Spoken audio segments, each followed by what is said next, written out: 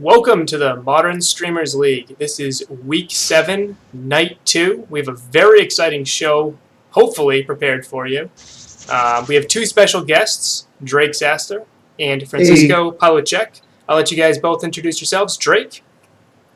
Hey, my name is Drake Sasser. I am a player on the East Coast of the United States. I play on the SCG Tour events, so I play a lot of the Star City events, and I'm in the Players' Championship race. I play for a team called Team Nova, which you can check out on multiple platforms.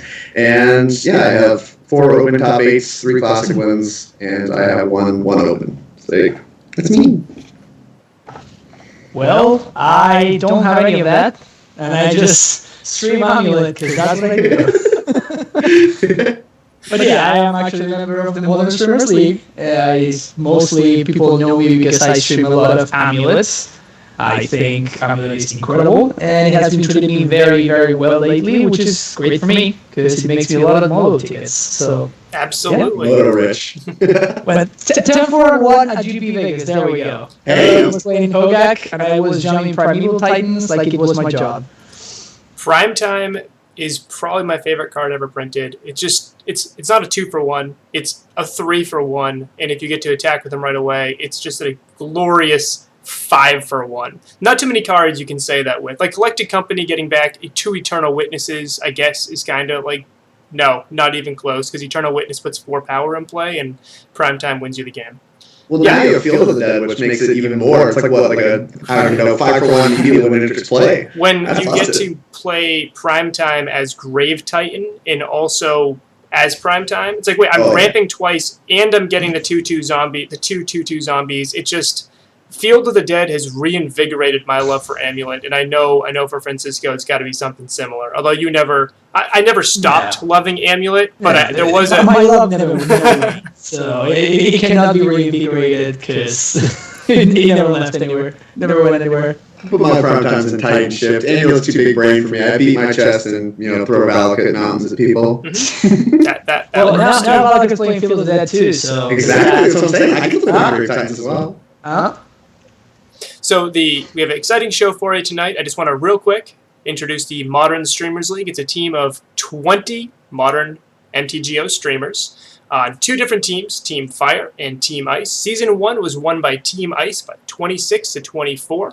We're in Season 2 right now, where Team Fire is up 9-6. Now, both teams are playing for charities. This is a charity-driven league. Team Fire is playing for A21, which is a charity trying to end slavery worldwide. It's 2019. There's still slavery out there. We can do better. We can do better as a human race. Please support A21. They're working to end that. You can support them by clicking down below or subbing to this channel. The sub money does go to the winning team's charity. Team Ice is supporting the Cancer Research Institute. Now, everybody here's lives in some way. I don't think I'm talking out of smoke right now. Everybody knows someone. Everyone's life has been touched by cancer in some way or another. Parents, siblings, friends, children. So the Cancer Research Institute is working to end cancer worldwide. Now, these are both global charities because the Modern Streamers League has players from all over the world. So we want to have charities that help people all over the world. So please, please, please support both of those great charities. You can do that by clicking the links directly below, by making a donation to the league, or by subbing. Either one, do all 3, doesn't matter. You can be like Apollo and just gift 1 million subs to everybody who is very active in chat. Now, we do have 2 great sponsors, Card Hoarder and Card Kingdom. That's actually where I purchase all of my cards from. Whenever I need a digital product, it's Card Hoarder. And whenever I need paper product, it's Card Kingdom. Both of them are reliable, quick, very affordable, and what I like about how fast they actually get you your cards. So Card Hoarder gets you my cards within, they say, please wait up to 5 minutes. And I'm like, oh, I guess I'll go get a coffee. And I come back and like the chat is like, it was 10 seconds after I walked away. I was like, oh, I shouldn't have gotten the coffee. And Card Kingdom, they say it's, oh, please wait 2 to 3 days for delivery. And I'm like, I get it next day. And I live on the opposite coast. So I needed cards for a Thursday night one time. I ordered them on Tuesday, and I had them for my Thursday night Modern event. So Card Hoarder for your digital products, Card Kingdom for your paper. Whew, I got it all out there. I got it. I did it. So before we press on, apparently the chat is saying I'm echoing a lot. Now, there's no echo from our end, and I don't know what you can do about it, but I figured that might be something we want to look at before we get started. Yes, I will try to fix that on my end. I'll be playing with that as whenever I'm not talking. Excellent. Okay, so that is what we have on the table. We have 5 matches of Modern for you tonight. We are going to lead off with Tryhards against PuntThenWhine, and then go into KoDiamonds against YamaKiller. For those matches, we will have Francisco as a commentator along with Drake. And after that, unfortunately, Francisco will have to take off, so it'll be just Drake and I for the rest of the show. So hopefully you guys like us because we'll be talking quite a bit. Any words before we get started on the forecast of doom? No. No? Okay. Let's go. We're going to hop into the forecast of doom presented by Francisco, our very own Team Ice member. Well, we'll have it right now. Here you go.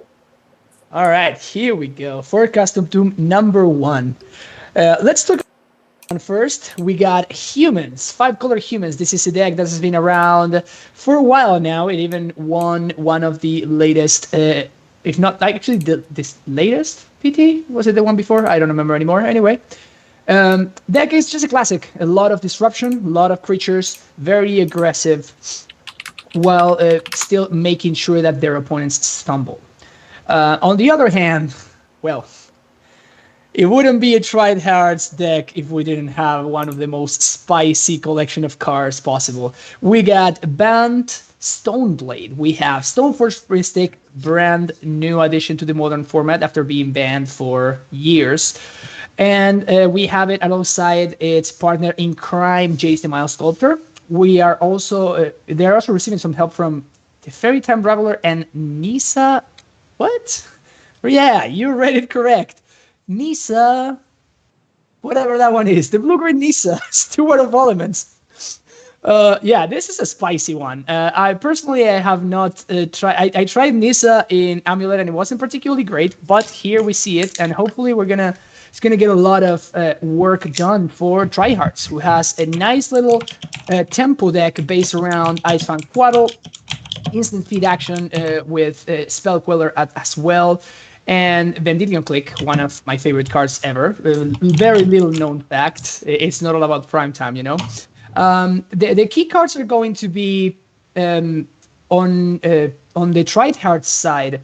We're going to have the Knight of Autumns, which are going to help him stabilize. And we have two massive KO punches in Winds of Abandon. PuntThenWhine is going to try to play around Winds of Abandon to the best of his ability, because that card is a beating. Is going to basically decimate Punt's board. From Punt's side, I can see the Izzet Staticasters coming into play and being very relevant. The Deputies might be good as well. I'm not particularly sure about that. Like, we're going to see how the games actually played out. I for sure will want to see this member, though. I expect Spell Queller to be kind of a big deal in the matchup. But we're going to see how these games play out. Looking forward to them.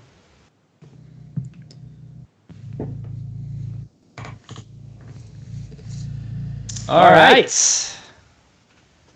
Let's see it. Yeah, that opening is terrible. This one is much better. Jeez. Yeah, this hardest is not working out for Tryhards over here, huh? And this is part of the problems with Knight of the Reliquary decks, is if you don't have a mana creature to power it out on turn 2, turn 3 is a little slow for Modern. I agree. You can't have Knight of the Reliquary be your very first play on turn 3. However, if you play on turn 2, it can be quite the card, especially if you manage to fetch on turns 1 and 2 and you make it immediately 4/4, playing around Lightning Bolt very easily. We're going to see him keep it anyway, but yeah, this is good. I don't know how this game's going to play. I mean, you are on the plate, and that gives you a little bit more merit. Like, you definitely couldn't keep this kind of hand on the draw, I don't think, in Modern. But, I mean, even on the play, I think it's going to be too slow. Yeah, the thing that is the scariest, in my opinion, is especially knowing which deck that Tryhards is playing against. Can you imagine if PuntThenWhine goes turn 3 for Selector Mage? Oh, yeah. The game basically just ends. Like, if we're being honest, like, especially with the turn 1 play of Champion, like, that's a lot of pressure really quickly. And so... the next draw is not even much better. Yeah, I mean, the land is not what you want to draw here. No. Anything to fill out your curve, like a 2-drop, hell, even a mana creature, just to, once again, fill out your curves, what you're looking for. And that is... Yeah. Stoneforge... I think a Stoneforge off the top would have definitely helped Tryhards to get ahead. But, you know, even right now with his current mana situation, Quaddle is not going to have Death Touch. That comes with Soul Read. That's what you get. That's what you get. You can see Tryhards sitting on his chair being like, please don't do it. Don't do it. And the drum roll. Well, that's fun name. Still in the tank. I mean, you have to be thinking, when you're on the human side, what kind of hand is Tryhard's going to be cheating here, right? Like, what could their hand have that would justify, like, keeping this hand where you don't have a play on turn 1, you don't have a play on turn 2, what are you keeping? And that's really what you're going to be thinking as you're meddling maging here. Oh my gosh! I mean, so Tryhards. You see the Knight of the Reliquary name there. Because, like, what kind of hand are you keeping? It's going to have some, like, of your more impactful creatures on turn 3. You have to have a good turn 3 play to justify this hand. And now the Reliquary super heads up name there. Yeah, wow. That was a sick read. And yeah, Tryhards is not getting any better. He might simply need to just cycle this canopy to try to find a 1-drop or something. Like, he's falling behind so quickly, it's not even funny. I mean, it's funny for me because I'm on Team Fire, so... You appreciate it. Oh my gosh. And like you can see him put his face in his hands. The cycle land into another land is definitely not what you want here. Yes. Unbiased commentary, best commentary. We all know that. Oh yeah. Yeah, this is such a big thing. Like that name for Punt is just so insane. The only other guy that all you can do is watch, take a drink, and just watch as his face gets pounded in by Mantis Rider. And I think that's gonna close the game real quick here. Yeah. He's had enough. We're gonna go to sideboarding. That was brutal. That was so insane. Yeah, I would expect most of the planeswalkers just come out here. Sword is defensible. I don't know, like, he has a lot of bad cards here. I imagine that, like, Nissa needs to go out to here. Teferi's terrible. Winds is exactly the kind of card that he needs here. That's what I was talking earlier. From this position, I feel like you really need to assess your role in the matchup. Like, when you're assessing whether or not you actually want swords in your deck, are you going to be attacking the creatures, right? And I don't know how much that this deck is going to be, right? Because you are a little more defensive. You're looking to line your Icebane Quaddles up with their attackers, like trade them up for removal spells, get card advantage that way. You're looking to use removal spells. You're looking to, maybe stick like a Batterskull in the way. It's almost always going to be the first thing you grab with Stoneforge Mystic. So I don't know. Like, Sword of Fire and Ice, I think, is probably a little better because it's the one that gets you the most ahead, and it can, like, shoot down creatures. But I'm not even sure I want swords in my deck at all post-board, because I just don't really want to even be attacking until I'm already, like, very far ahead. At which point, like, it doesn't super matter that I have swords, but they may just be, like, better than the next card you could have in your deck. Yeah, that's certainly a really, really great assessment. I would even take out all the Teferis. Like, that card seems so bad against what Punt is doing. Well, right, it was the same thing, right? Like, are any of these cards in the sideboard better than Teferi? Like, he's reaching for Collector Oof, right? Just to have a creature that blocks something that played at the board early. Scavenging Ooze can potentially outgrow a champion. Like, it seems like his deck is just very, very not set up. I mean, yeah, our Scavenging Oozes in this deck aren't even as good as they are in a deck like Jund, because the creatures are going to the graveyard. We have Winds of Abandon and Path to Exile, which are exiling creatures. So unless we're trading in combat, these creatures aren't going to the graveyard. We're not gaining life. These Scavenging Oozes are going to be a lot worse than they would be in a deck like Jund. I think I would certainly want the Knight of Autumn over the Collector Oof. Like, Collector Oof just shuts off your own equipment. At least the Knight of Autumn in a pinch will, like, gain you 4 life or something. Right. I mean, I definitely don't want a sword and Collector Oof in my deck, but I could be sold that, like I said, if you take out all the swords and, like, you have a Collector Oof in your deck, that seems fine to me, because the Batterskull is still going to be a creature. Yeah, I mean... Echo's gone. All right. Apparently we're fixed in the chat. Sorry, everybody. Sweet. Glad that we figured that part out. This hand is so much better. Yeah, by a large margin.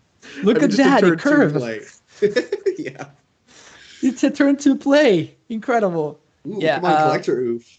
Yeah, this is looking significantly better. I expect Tryhards to be able to play some Magic this time around. The only awkward thing is, if you look at his mana situation, he can't cast neither Teferi, then didn't click, nor Spell Queller on turn 3. So this Gavity Township being a complete beating. Yep. That is pretty brutal. He definitely wants to see some lands off of this Icebane Quaddle. No second land in the Humans deck. That's big. He's really relying on this Aether Vial. Mm-hmm.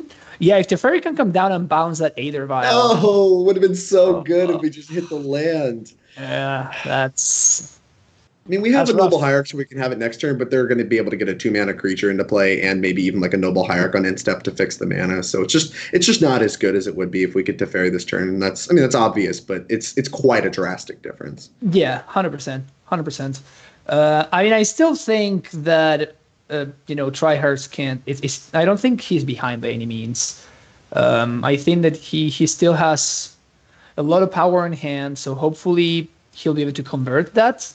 Yeah. He just needs time. Like, basically, as long as he doesn't die super quickly, this Winds of Abandon is potentially pretty huge.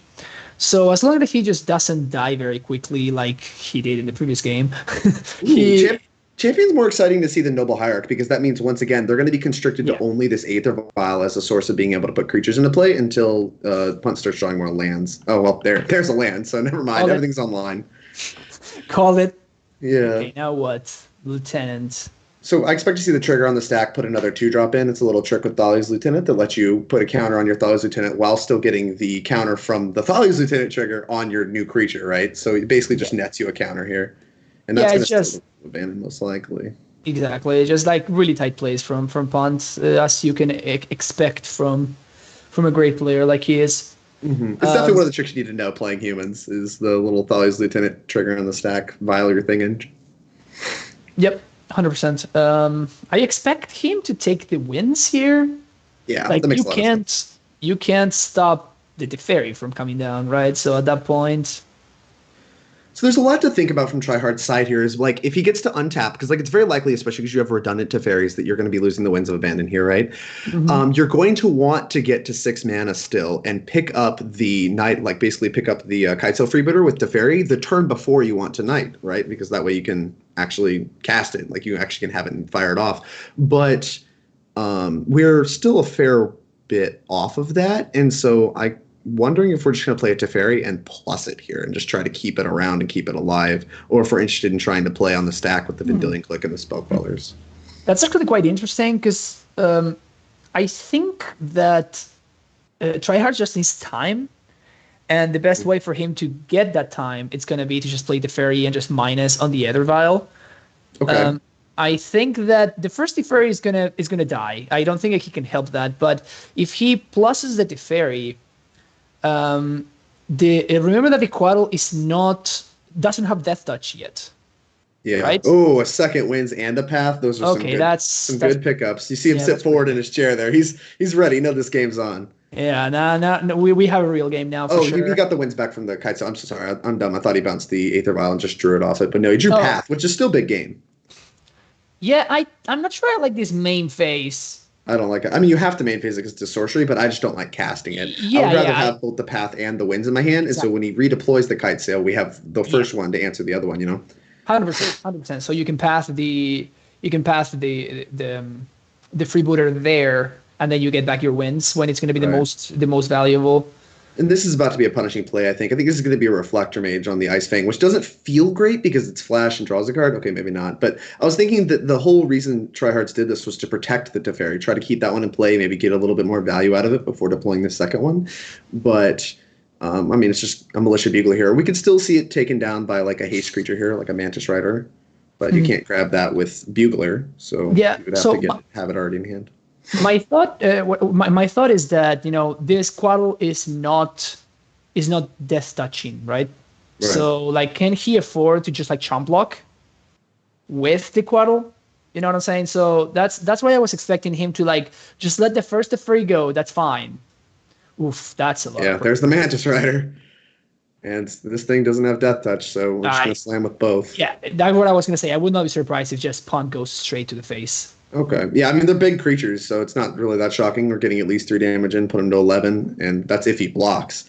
And once he blocks, you still have, 9 power in play? You only need to put 2 more power, and he just picked up a Thales Lieutenant off the Militia Bugler. So you basically have, like, lethal through known information if there's just a chump block here. Yeah, it looks like he probably has to let this go through, because it's going to be more damage next turn after the second Thales Lieutenant. Yeah, now things are actually, getting problematic. If let's say for a second that Tryhards would have bounced the Aether Vial instead of the Freebooter, we would be looking at a board state with a Freebooter, but with only a Militia Bugler or a Mantis Rider, but not both. And if he were to like do any of those, then that means that he cannot redeploy the vial. So that means that he's even more manageable than he is at this point. So it seems like not bouncing that Aether Vial has just allowed Punt to get a little bit too far ahead. Maybe. I mean, we have a lot of things that play at instant speed here. We have a Path, we have a Vendilion Click, which has a lot of power to block. And I do like trying to click on Draw Step and get rid of that Thales Lieutenant. That way Click does profitably trade with the Mantis Rider, and you can line up your Ice Fang on the big, like getting very large Thales Lieutenant. And so you actually can line up some good blocks if we can get rid of this Thales Lieutenant. I don't like doing anything in our main phase here.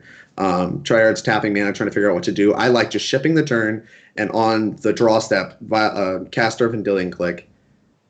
Just so we have the max amount of information, because I don't really see the reason to cast it here. Like, they could vial in response, but that's a 3. We care about the Thales Lieutenant, I think, the most. I guess he's trying to cut him off 3 drops. I mean, this hand is all gas. It's just all creatures, which we expected, right? They kept the 1-land file hand, so they're going to have a bunch of creatures. If they draw mana, they're going to be able to spew a bunch of creatures for a lot of the game. So this is unsurprising to see, but unfortunate. Yeah, again, on the punishment for just like main facing the Winds of Abandon, now that we did find our 6th land drop, if he had been able to just hit that reset button right now, we would be looking at a much different game. Exactly. I can understand the temptation on bouncing the Kitesail, but I do think I agree with you on resetting the vial was important. I mean, like I said, it wasn't as good as if we could have done it on like our turn 3 on their turn, like before they get to put a second counter on it. Obviously, it's less good. I think it was still definitely worth it, especially knowing that they were missing land drops and had a handful of gas, right? Like, we're not even a second vial. We know their hand is all creatures and all gas. So just like bouncing it to cut them off like a stream of creatures for quite a bit of the game seems much better. But yeah, no, does not agree. As I was saying, I think that this is a matchup that is going to be like very tempo oriented, and I feel like if the game goes long enough, Tryhards is going to win, right? Like his cards are pound for pound more powerful. It's just a matter of can he buy the time, and by bouncing the vial, he was doing exactly that, and now we are actually not ahead anymore, basically.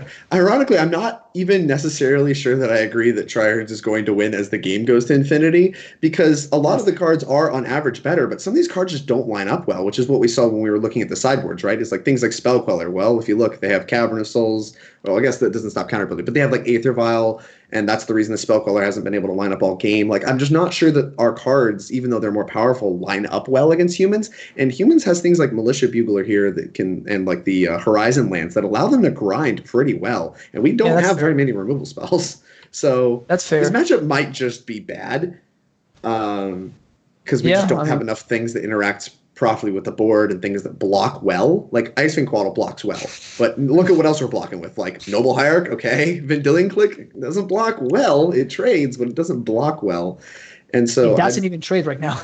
yeah. Now everything's the X4, which is like, why I wanted to get rid of this.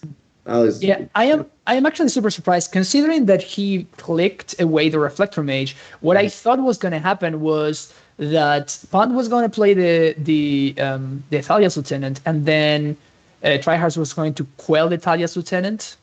What that would have done is it would have made it so that the click can actually trade with the Mantis Rider, and the Quaddle can trade with the big Thalia's Lieutenant. That was a good pickup. That is a big creature that blocks on the ground well. Yeah, that's so a big that qualifies. That's a big dude. That's kind of what we need right now. And is it too late? It's very rewarded for taking the Reflector Mage here, because Knight of the Reliquary is something we want to get in play and keep in play. We want it to sit there, and we want it to like make sure that it locks up the ground. No more profitable attacks on the ground. And so, and then we can start activating Gavany Township, which maybe can eventually turn our creatures into real blockers. So I like the Reflector Mage take with the Vendilion Click more now. But with the information we were working with last turn, I definitely think I liked the Thalia's Lieutenant more. But we managed to navigate the game state in a way that we just went ahead and used our Path to Exile and the big Thalia's Lieutenant. We still lined up the Death Toucher with the Mantis Rider, and even though there's still a fairly big Militia Bugler on the ground, we still managed to like get the ground very well wrapped up. And we may take like another point or two, but after that, I don't expect to take any more damage on the ground. This game's going to be about Mantis Riders here in about a turn or two, I suspect. Yeah, 100%. One thing that it's important to notice is Punt declined to play out the Knight of Autumn in the end step. I don't know why that is. I think that maybe what's going on, he expects, he's basically saving it for some kind of sword.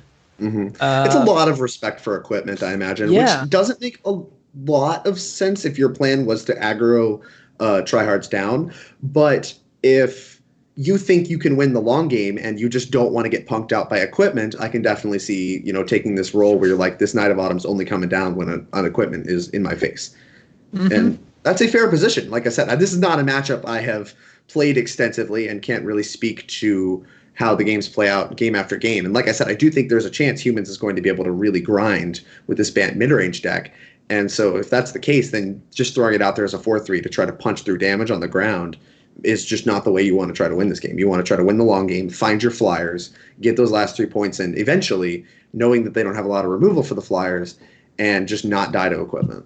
Yep, maybe I think that makes sense. That makes sense. Maybe Punt is assessing this as more of a grindy matchup. This is very this interesting. is all the way this entire thing is playing out. This double block is a lot of respect for a reflector mage, but right, because like the knight is way bigger. It's like a 3/4 versus it's a 4/5, right? No, 2 higher, 5/6. Never mind. Okay, so double block makes a lot of sense. It's a big. Jeez, that's a big boy. Bugler. Yep. I don't like throwing our knight away there. I think that using the Gavany Township, we could have eventually very easily outsized that 5/6. Like, it's not getting any bigger right now, right? It's only the 2 noble hierarchs. It only has the 1 counter. It's not currently getting any bigger. And we easily could have outsized that given like a single turn window. So just chump blocking seemed fine to me. But you don't want to chump block with the Vendilion Click. You'd have to use the hierarch because you need to cover flyers for at least a turn. Yep. Well, I mean, this is what needed to happen. Like, I think that right we're getting to the point where tryhard is actually somewhat stabilized and might be able to pull ahead. It's a very unstable stabilization because, like a bugler chain out of nowhere could easily go wide around our board state here. But we definitely, I think, have the board locked up as far as combat goes. You can see him considering what he wants to do here with this Teferi, going another Teferi. You need to tick up on something. I think this Teferi needs to go. It did more than its due diligence. Fair. Very reasonable. Cash it out, get another card, get some more resources to work with. Yeah. This also gets him more freedom in terms of knowing what to play around, This forces the action on Punt's side. Wow. Again, just chose not to put in the knight. Okay. He activated anyway, decided against putting in the knight, it looks like. Still a lot of respect for equipment. Yeah, that really is a lot of respect. I mean, maybe tryhards can turn the corner here, actually. Yeah, I really like that we can play a 3-drop here and still activate Gavany. I don't like tapping this Gavany. I want to be activating Gavany Township because I think we need to get our creatures to compare on rate, and eventually we need to be able to attack with like 1 creature, right? We need to start getting the clock going and maybe like chip in with a creature or 2 and then alpha strike. But right now, the way the board's set up, like our creatures aren't really big enough to still battle well. And we are like picking up the stalls is not something that feels very good.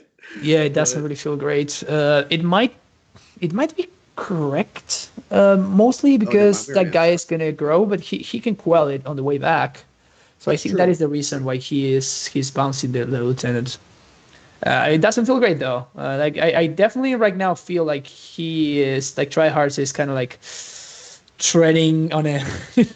Right. Well, part of the problem is it telegraphs a spell queller, right? Like, why else would you pick it up unless you have a way to answer it before it enters the field again? And so if there's a meddling mage in hand and he just goes meddling mage, then like you kind of have to queller that because otherwise it's very likely that Punt is going to name spell queller just because like this bouncing of a card with a very good ETB telegraphs the queller so hard. Yeah, we're gonna see what happens here. Punt has 6 cards in hand. Wow, that's a lot of cards. Yeah. Here's more mana acceleration. I don't think I want to bite on this. I don't want to spell queller this, even though it does turn this into what? A 4/5 attacker? Yeah, but Lieutenant also does the same thing. Exactly. But it also pumps the rest of the team as well, so we have to get this Lieutenant this is where you bite the bullet. And unfortunately, we're probably going to have to chump block a. Did he only have fetch forests left in there? That's kind of brutal. Yikes. So now he's going to need to chump with the click instead of the noble hierarch. That's less than ideal. Yeah, it doesn't feel as good. We may get rewarded for it because, like I said, we do want to start activating Gavany, and hierarch helps with that. And like the Vendilion click isn't super high value because it's going to take some time before it blocks well. But the more creatures that we have to block with before the spell quellers, like the worse it gets, because if we ever have to block these spell quellers, we're in big trouble. Here comes more creatures right after. Blocking with spell queller is just not an option. Right. Especially with the one on the right, the one that has Ethalia's lieutenant that will pump the entire team. Ooh. Oh, that's right. Spell Queller. If you. Nice. I totally forgot for a second. Yeah, I can play. Dude, Teferi's a hard Magic card. Okay. Yikes. Either way, this sword is going to clean things up real quick. We know about a Knight of Autumn, though, which is frustrating. So are we okay with only getting one hit out of this Sword of Fire and Ice? I think you have to. Punt has already shown that he's not willing to play out he had more than multiple occasions to do it. So I think you just get in your hit, kill the big Hierarch, which means that now he can't really attack as profitably anymore. Is there only 2 basics in this Humans deck? There's only 2 basics. We should be Field of Ruining first. Yeah, I think he's realizing that now. We need to Field of Ruin first, and that'll actually cut him off casting Knight of Autumn no matter what, right? I don't think it's naming Dryad, but you would need to draw a 3rd land at all to even be able to place a 3-drop next turn. Yeah, I think that we still could have activated. I don't know the point of leaving up 2 mana here. Maybe hoping to draw something off of this sword. It feels worse than fielding the 3rd land down. I guess we don't have another basic to search either, though, right? Oh, that's right, we don't. My gosh, why do we have 4 basics? This is so. I think there are more, but those forests, the remainders are just basic forests. Okay, 4 basic forests, 1 plains, 1 swamp, 1 island. This mana base is so rough to look at. Let me tell you what, I can't deal. Yeah, all these blue and white cards with 4 forests and a Gavany and Field of Ruin. Come on. Yeah, this is a real spicy meatball. I think that here you just sacrifice the field, you get your basic forest, and you play out the Burst of Paradise ready to chump block. Well, I mean, it still doesn't really matter because the Noble Hierarchs are still going to let you cast the Knight of Autumn, but then you're not attacking, and that doesn't seem great either. That bird was the best draw, right? Like a chump blocker that we can cast off forest. Yeah, honestly, it kind of was. It's weird that on turn 8 we say that Burst of Paradise was a great draw, but the way that this game has developed, the way the mana's shaped out, yeah. The way that this game has developed, it kind of is. So here's the Knights. Knights, destroy sword. You can only attack for 2. Doesn't really do anything unless you have the 4th Noble Hierarch. Yeah, it doesn't seem likely. He can play a 2-drop though. Yeah, turn 8 Aether Vial feels bad, man. This is why I don't play Aether Vial decks. What? There's 4 vials in the deck. Come on, dude. But when you draw an amulet on turn 8, it's still great. Fair, very fair. You see what I'm saying? Yeah. This now you think that Tryhards has turned it around handsomely. And I think that this is a lethal hit, right? 3, 6, 7? Yeah. Yep. Perfect. Well, you were right about the tempo thing. This was all about tempo. Even though this wasn't the most comfortable stabilization period, given another turn or 2, there's a chance once again the Punt could have streamed together some Militia Buglers and stuff. He managed to just kind of get a little bit of tempo with the Quellers and then pump them up enough, just hitting once or twice with that 1 spell Queller. Just pump them up enough to just get an alpha strike there, and just it kind of feels like a punk out, but that's what all I think games are about when it's all about tempo. And so that was a good call by you. That was a very, very tempo driven game. Teferi's Reflector Mage was the call off of the click take, which mattered a lot as far as tempo. Yeah, I'm very surprised at how much work the Spell Quellers did. Yeah, I really wasn't expecting Spell Queller to be a good card in this matchup, but right there, it really showed off. It basically just blocked. It stopped Punt from developing.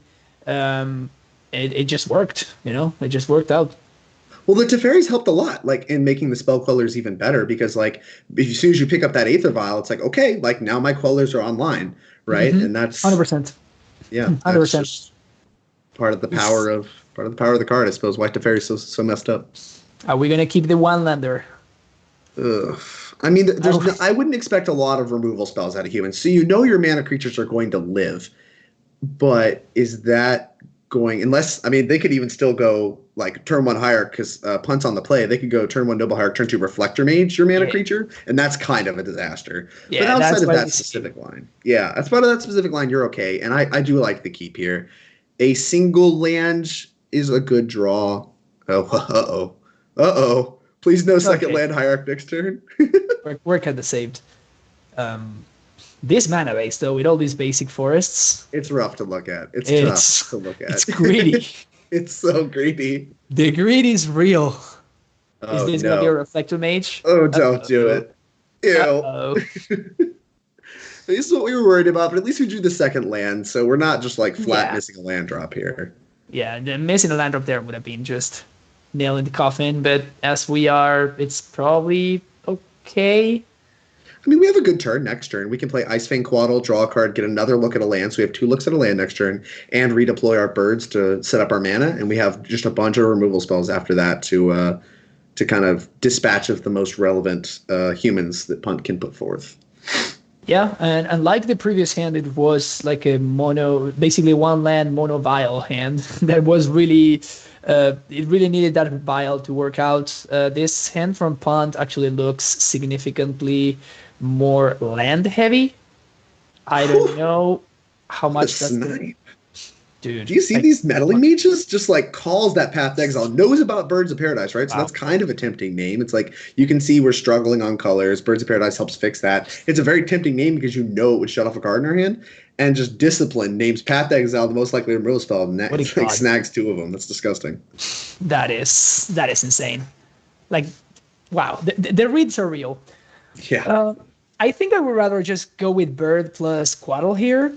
I want to main phase this Quaddle and get another look at a land. That's exactly what I was going to say. Yeah, I don't think I like this play. You're free to do this next turn, right? Yeah, I believe this is as high value next turn as it is this turn. Tryhards may be a little bit worried about a Kitesail Freebooter, but generally you see the Kitesail Freebooter being played before the Meddling Mage in the Humans deck. So as soon as you see a Meddling Mage as the first play of the previous turn, and to another 2-drop, because you had access to 4 mana last turn, into a non-Kitesail 2-drop, I would have reason to believe that, Punt does not have a Kitesail Freebooter right now. And so that would make me feel a little bit more comfortable about waiting. But I can respect the need to fire it off. Kitesail Freebooter. All right, there you go. Heads up. What a master. Yeah, with tryhards just basically spending their entire turn to kill the Meddling Mage, it's very clear what tryhard's hand looks like, right? Yeah, exactly. I mean, you know about what you're going to be looking at if that was the play from tryhards. You know you're going to be grabbing at least 1 Path to Exile. Yep, 100%. So I mean, incredibly well played by tryhards. Like my calls for how I wanted to play his deck have not really lined up with his assessment of what his role in this matchup is at all, and he's really kind of shown a lot of his discipline and his expertise, at least in this particular matchup. Yep, 100%. Been impressed. He has been making some plays that I don't necessarily agree with, but it's been working out for him very. Oh my gosh, this mana base tryhards, are you kidding me? The greed is real. I mean, he can still cast the Knight, I guess. That's true.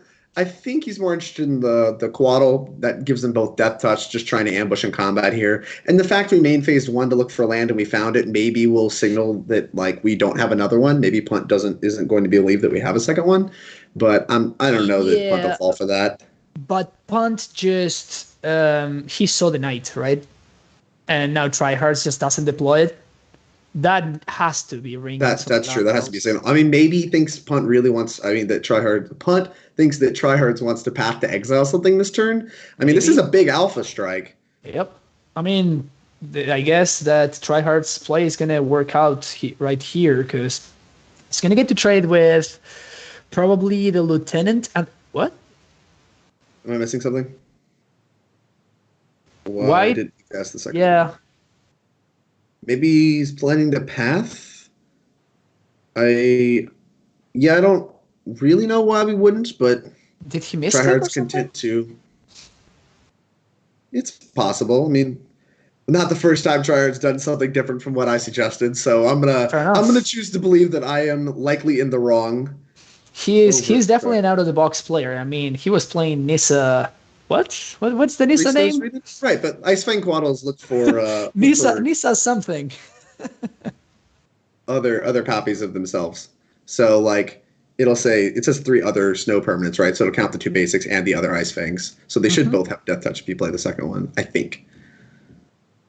Yeah, I mean at this point you have to path. Like you can't really play the snake anymore.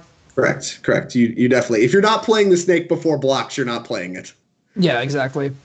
Unfortunately, that one doesn't have Death Touch because we didn't play the second one, so that block gets a lot worse. And now we don't have a creature like that Ice Fang not being still around means we don't have a creature to sort up with Sword of Fire and Ice, and that might mean we're just dead. Yeah, I mean, at least he knows that he doesn't need to play around Kessig Malcontents, right? That's true. A path is not awful. So there's that. That is fair. I mean, Kessig Malcontents would be a major beating throughout the course of this match because there's not, like I said, there's not a lot of removal spells in Tryhard's deck. So basically, Kessig Malcontents at any point in time is going to be a gigantic beating on this match. Yeah, things looking pretty rough here. He can like path his own bird to get the Quaddle Death Touch, I guess. Broken. I do not think that is a winning line. Expert commentary here, but I do not. I'm trying to think of the outside the box place. Okay, give me a break. I mean, sure. Oh my God, another Mantis Rider. I think that seals it right up, and you can see Tryhard's not looking super confident about living through this turn. Oh, yeah, no. that was like it.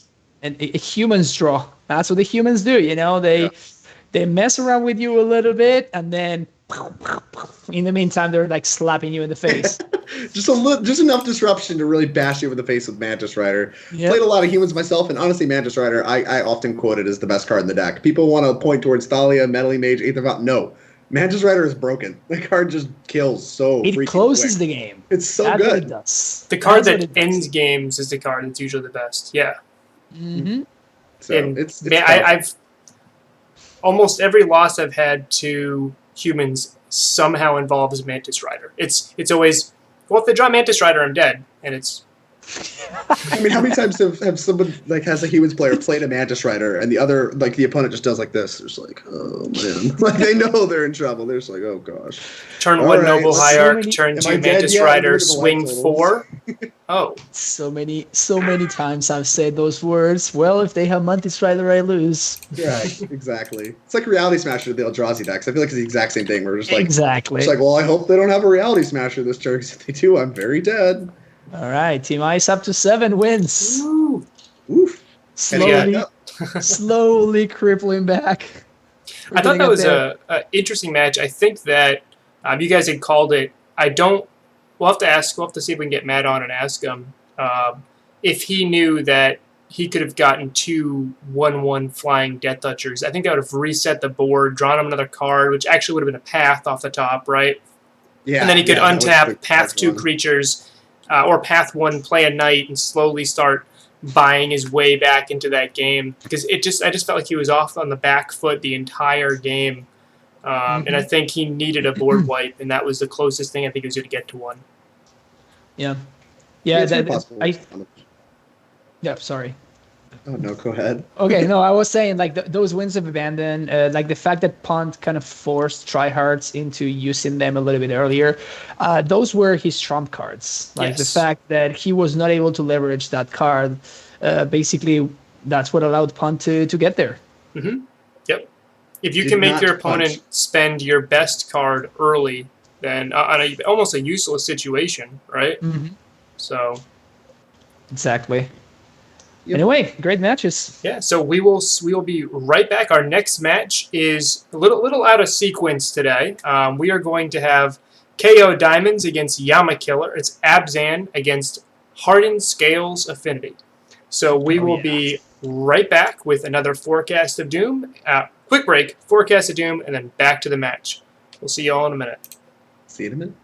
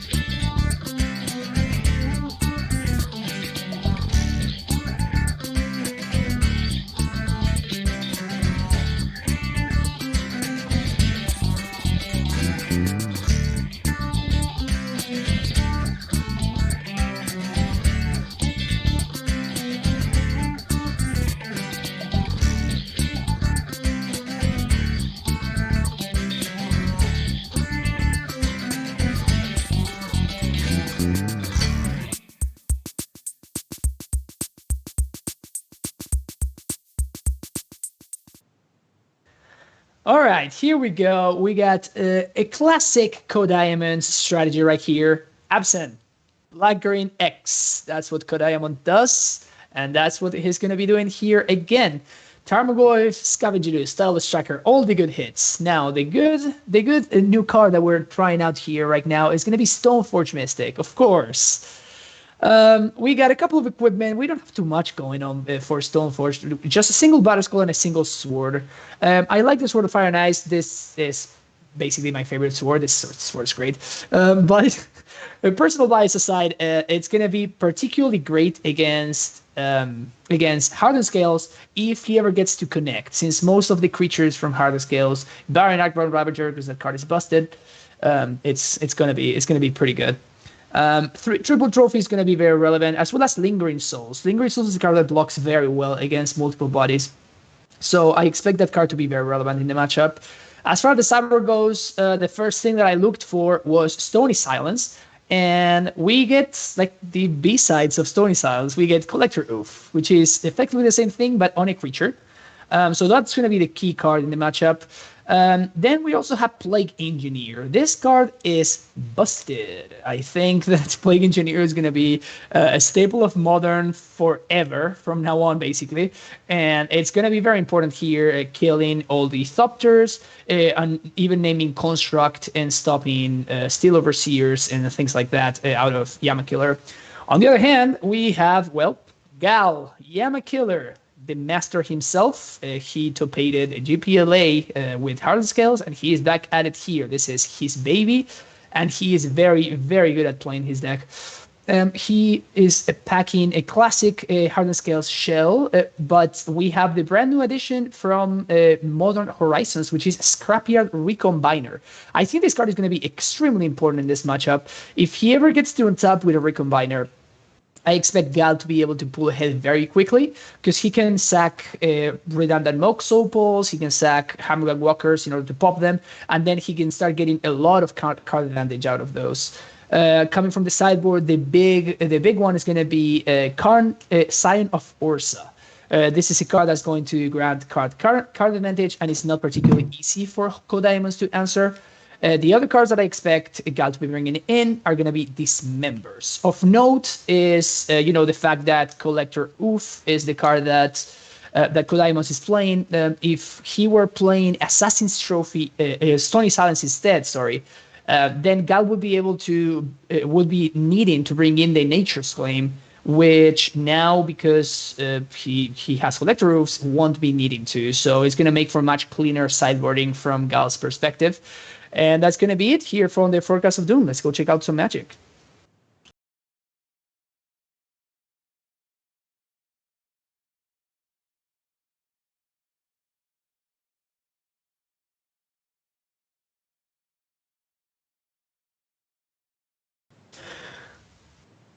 All right. Here we go. Hey. Ooh. Here I am. Okay. Hi, Francisco. Big Francisco. I miss you guys. Oh yeah. Team Ice. I love the team spirit. KoDiamonds, love it. Yeah, he's totally right. Ice is better than fire. We know that.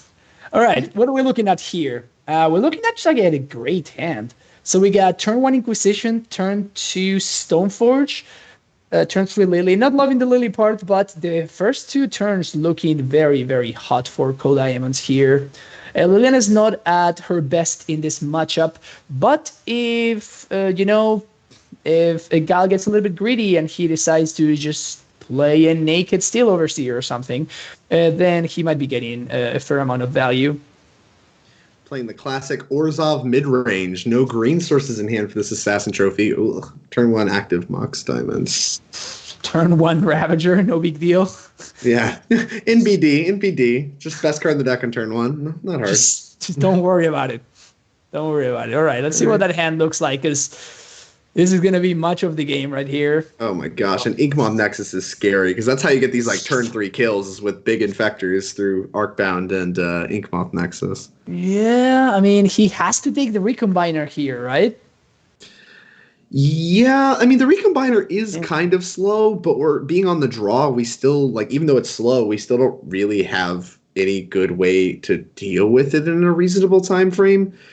But the Ancient Strings is also very powerful. Honestly, this is not what you wanted to see after a turn 1 Arcbound Ravager. You're looking to discard because you're not impacting the board. You're looking to discard and see like some weaker cards than this. But Ancient Strings, has been called to be banned, and then we have the new like slower, but I guess a little bit more grindy card. Being able to cash out this Welding Jar for like a relevant construct is something that seems very powerful in the Abzan matchup if you can actually get it to happen. So you do see him take the grindy piece, and I guess hope he misses on Stirrings.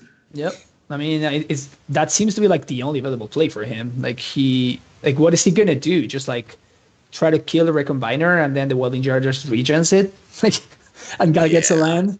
That's not where he wants to be. Having Assassin's Trophy over a Path to Exile here is quite a beating. Yep. Big deal.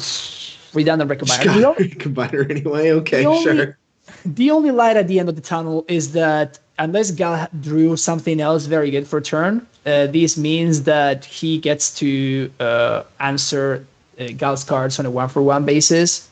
Like he's going to be able to kill the Ravager here. Well, I guess there's a Welding Jar though. Yeah, around the Welding Jar. Scratch that. We're screwed. We're giving up already. I don't know if I'm so ready to give up. We don't have a lot of artifacts to work with yet, and because of the threat of Path to Exile, because I mean Yama doesn't know that we don't have a Path to Exile. So as long as we can sell that we do have a Path to Exile, I don't think that Yama's very patient, a very good player. He's going to respect Path to Exile. And until he has reason to believe otherwise, that we don't have Path, I don't think that he's going to go for a quick kill that loses to Path to Exile. So I think that's going to be a lot of how Ko's going to have to play this game, is representing Path to Exile and trying to sell that you really have it. He seems to disagree, and he's going to tap out for Stoneforge. I mean, honestly, this seems like the worst option. Well, you don't need to represent it this turn, right? You don't need to sell because you're not likely to die. Yeah, and I mean, unless he draws a Hardened Scales, right? If he draws a Hardened Scales, we're actually dead. 1, 2, 3, 4, 5, 6, 7, 8. I guess we're not. We go down to 1, but still. So what I was thinking is maybe you want to spend this turn to, get trophy, because like this Stoneforge is not gonna be relevant for at least 3 more turns. Right? Potentially. It does help you represent Path, because if you just pass with mana up, that like kind of represents that like you could be using Path or activating Stoneforge. Like you're not going to play Liliana on turn 3. You're just going to put the Batterskull in, maybe try to recoup some life from big Arcbound hits, and represent that you have Path to Exile. Yeah, I mean the only issue is that Inkmoth flies, and Iron Ravager is very, very good against Batterskull and life gain. That is true. This Ancient Strings was a very good top deck from YamaKiller as well. Yeah, I'm not liking our chances here. Also, he has a Recombiner, so you know that he has 1 more mana source at least. Maybe, or you could just be like planning to grab like a Citadel or something with this Ancient Stirrings if he doesn't hit a good 2-drop that he wants to play. Because Yama like could be thinking here, okay, I'm gonna cast the Stirrings. If I find like a Steel Overseer or something, Hangerback Walker counts, or like a good 2-drop I want to play, then I can just play that instead of the Recombiner. And if I basically miss, I'll just get a mana source and I'll cast the Recombiner. Yeah, things looking rough here. Considering the block, I respect, but I don't see us wanting to block because, like I said, I think a big part of this game is going to be representing Path. And the little chip shots on like life here don't super matter.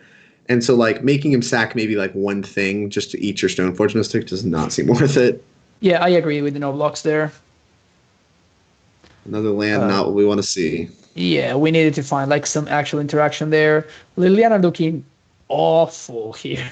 So bad. Not good in the face of Hangerback Walker, I will say. It's not even funny how bad this Liliana is right now. I don't expect God to go onto this Hangerback anytime soon. I think he's going to try to, get some value, start feeding it, and then eventually sack it to the Recombiner so he can get seriously far ahead. But things are looking very, very grim for KoDiamonds here. Yeah, being able to untap with the Hangerback is really rough because it kind of does. Oh my gosh, that's a good draw too. I think this is lethal if you want to go for it. I don't think Yama's going to go for it. A second welding jar definitely makes me not want to go for it because we can beat Path to Exile very easily. If Ko ever goes to Path anything, then Yama can just move all of the counters onto the hanger back, make a bunch of flyers, and then your Path to Exile looks pretty embarrassing. Mm-hmm. And there's no sweepers in the main deck that Yama needs to be concerned about. So I don't even think there's a Maelstrom Pulse. Deck lists are public, so... Yeah, let's see. Oh, no, there is a single Maelstrom Pulse.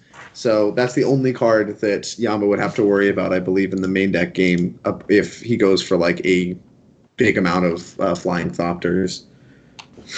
Yeah, we're not looking good here. It's going to fetch end of turn, which makes sense. We really need to draw like a Path to Exile style card. Inquisition takes the Recombiner, but that's not very relevant. Something. It is something, I guess, technically. I guess that you Inquisition and you pass. That allows you to, if Gal chooses to go for it with the Ink Moth, you can like trophy it and remove it from combat even through the regeneration. That's a funny interaction. Is regeneration removes the creatures from combat once you destroy them. You don't see that much regeneration out there, so that's true. Yeah, it's not a keyword, an evergreen keyword anymore. Exactly. So it's one of those things that you need to know how the interactions work. But if Gal chooses to go all in on the Ink Moth, we can trophy it. Then Gal will regenerate it, and then maybe we draw a Path to Exile and we can get out of it. It seems rough, though. It is definitely rough. And the problem is, I think if we say no blocks, there's a chance that we're on a 2-turn clock with this Arcbound Ravager here, because I think Ko's looking to pick up this Batterskull on instep, just not make a move, try to sell that you have removal, pick up Batterskull on instep, and be able to put it back in with Stoneforge on the next turn. You mean lethal Ravager, right?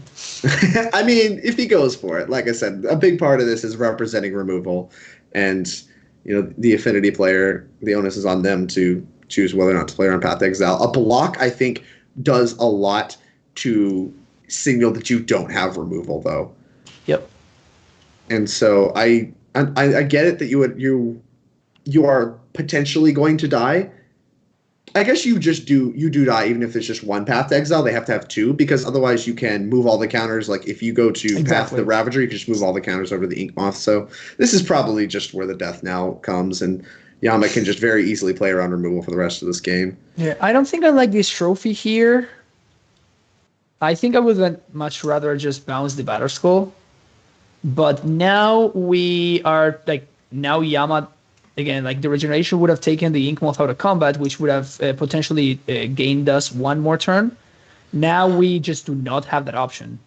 Yeah, we have blockers. We have some turns. But if we tap out for Lingering Souls, you have one turn.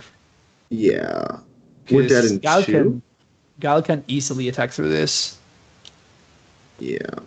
It's not a good shape, but we're not dead yet. Lingering Souls was one of the better draws in our deck. We basically have to draw running removal spells and make this Liliana alive. Well, now that's lethal.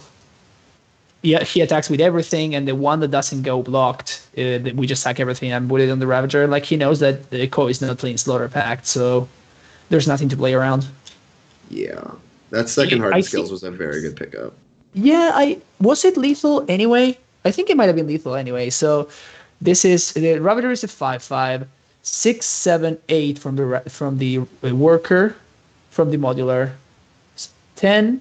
From the worker suck into the Ravager, 11, 12, 13, 14, 15, 16, 17, 18. Yeah, he had lethal anyway, even without the hardness scales, but now it's just easy lethal. Yeah, that is not math I'm prepared to do on stream, because I would horribly butcher it, and it just would not be pretty. You see Ko's working it out. Look at Ko doing the work there. Yeah, I'm sorry. Putting the math in. I'm sorry, Ko, you're super dead. I played a small amount of Hardened Scales sometime last year, I think. I am a big fan of the deck. I think it's freaking sweet. There's a lot of kills. Like basically every turn, I found when I played the deck on stream, I had to sit there and be like, can I kill them this turn? And just like make sure I double check that every turn because a lot of times you'd be surprised. Because turns like this, you're like, okay, we don't really have a lot going on. That's a lot of blockers. Oh, okay, they're just dead. Cool. Yep. Like that. I guess it'd be like that sometimes.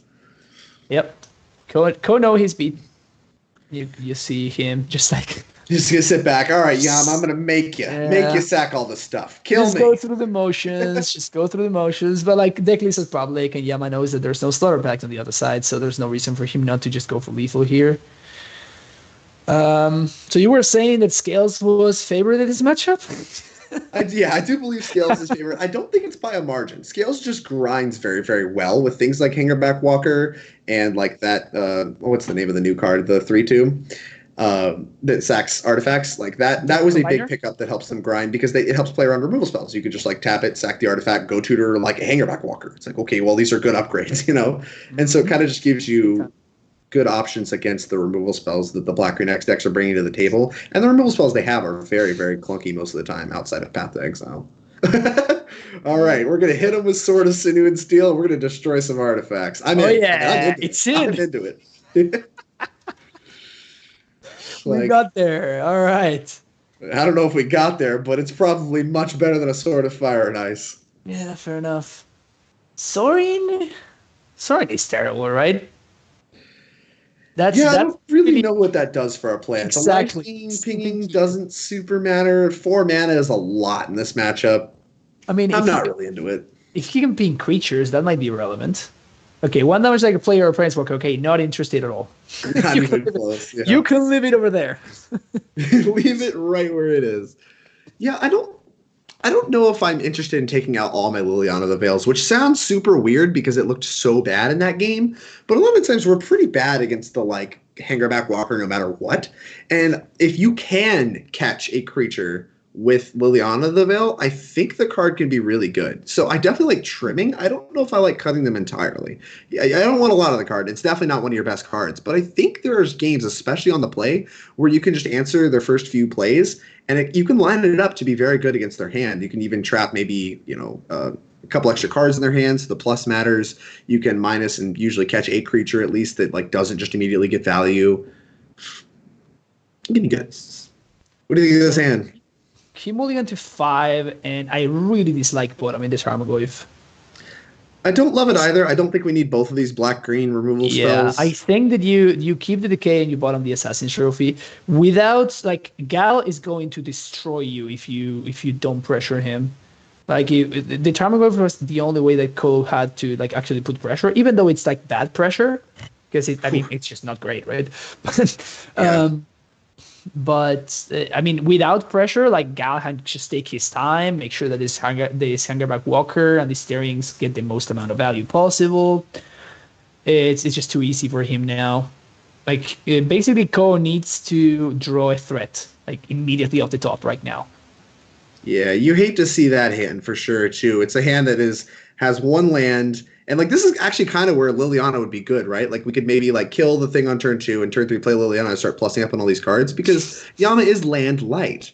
And so maybe you can catch an extra card with Liliana, maybe you can sack the one creature that they do have, and like Yama spent his first turn Ancient Stirrings, and that favors Liliana actually being able to catch some cards. Playing Engineer a reasonable pickup. All right. Playing Engineer can be potentially good. It's nice that we get to answer the Scales if we want to. I mean, the fact is that, Yama just has a Dismember in hand, so... Yeah. That does make us look really smart for not having, for having bottomed the Tarmogoyf, even though I didn't like it very much.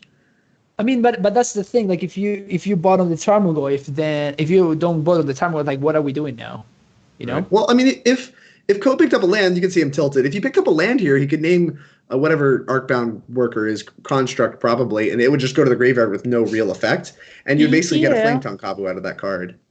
Yeah, but I mean, it's a 1/1. Like, I would much rather just play the Goyf, then we draw a land, and we can answer the Hangerback Walker very cleanly because we can destroy it and then just clean up all the Thopters.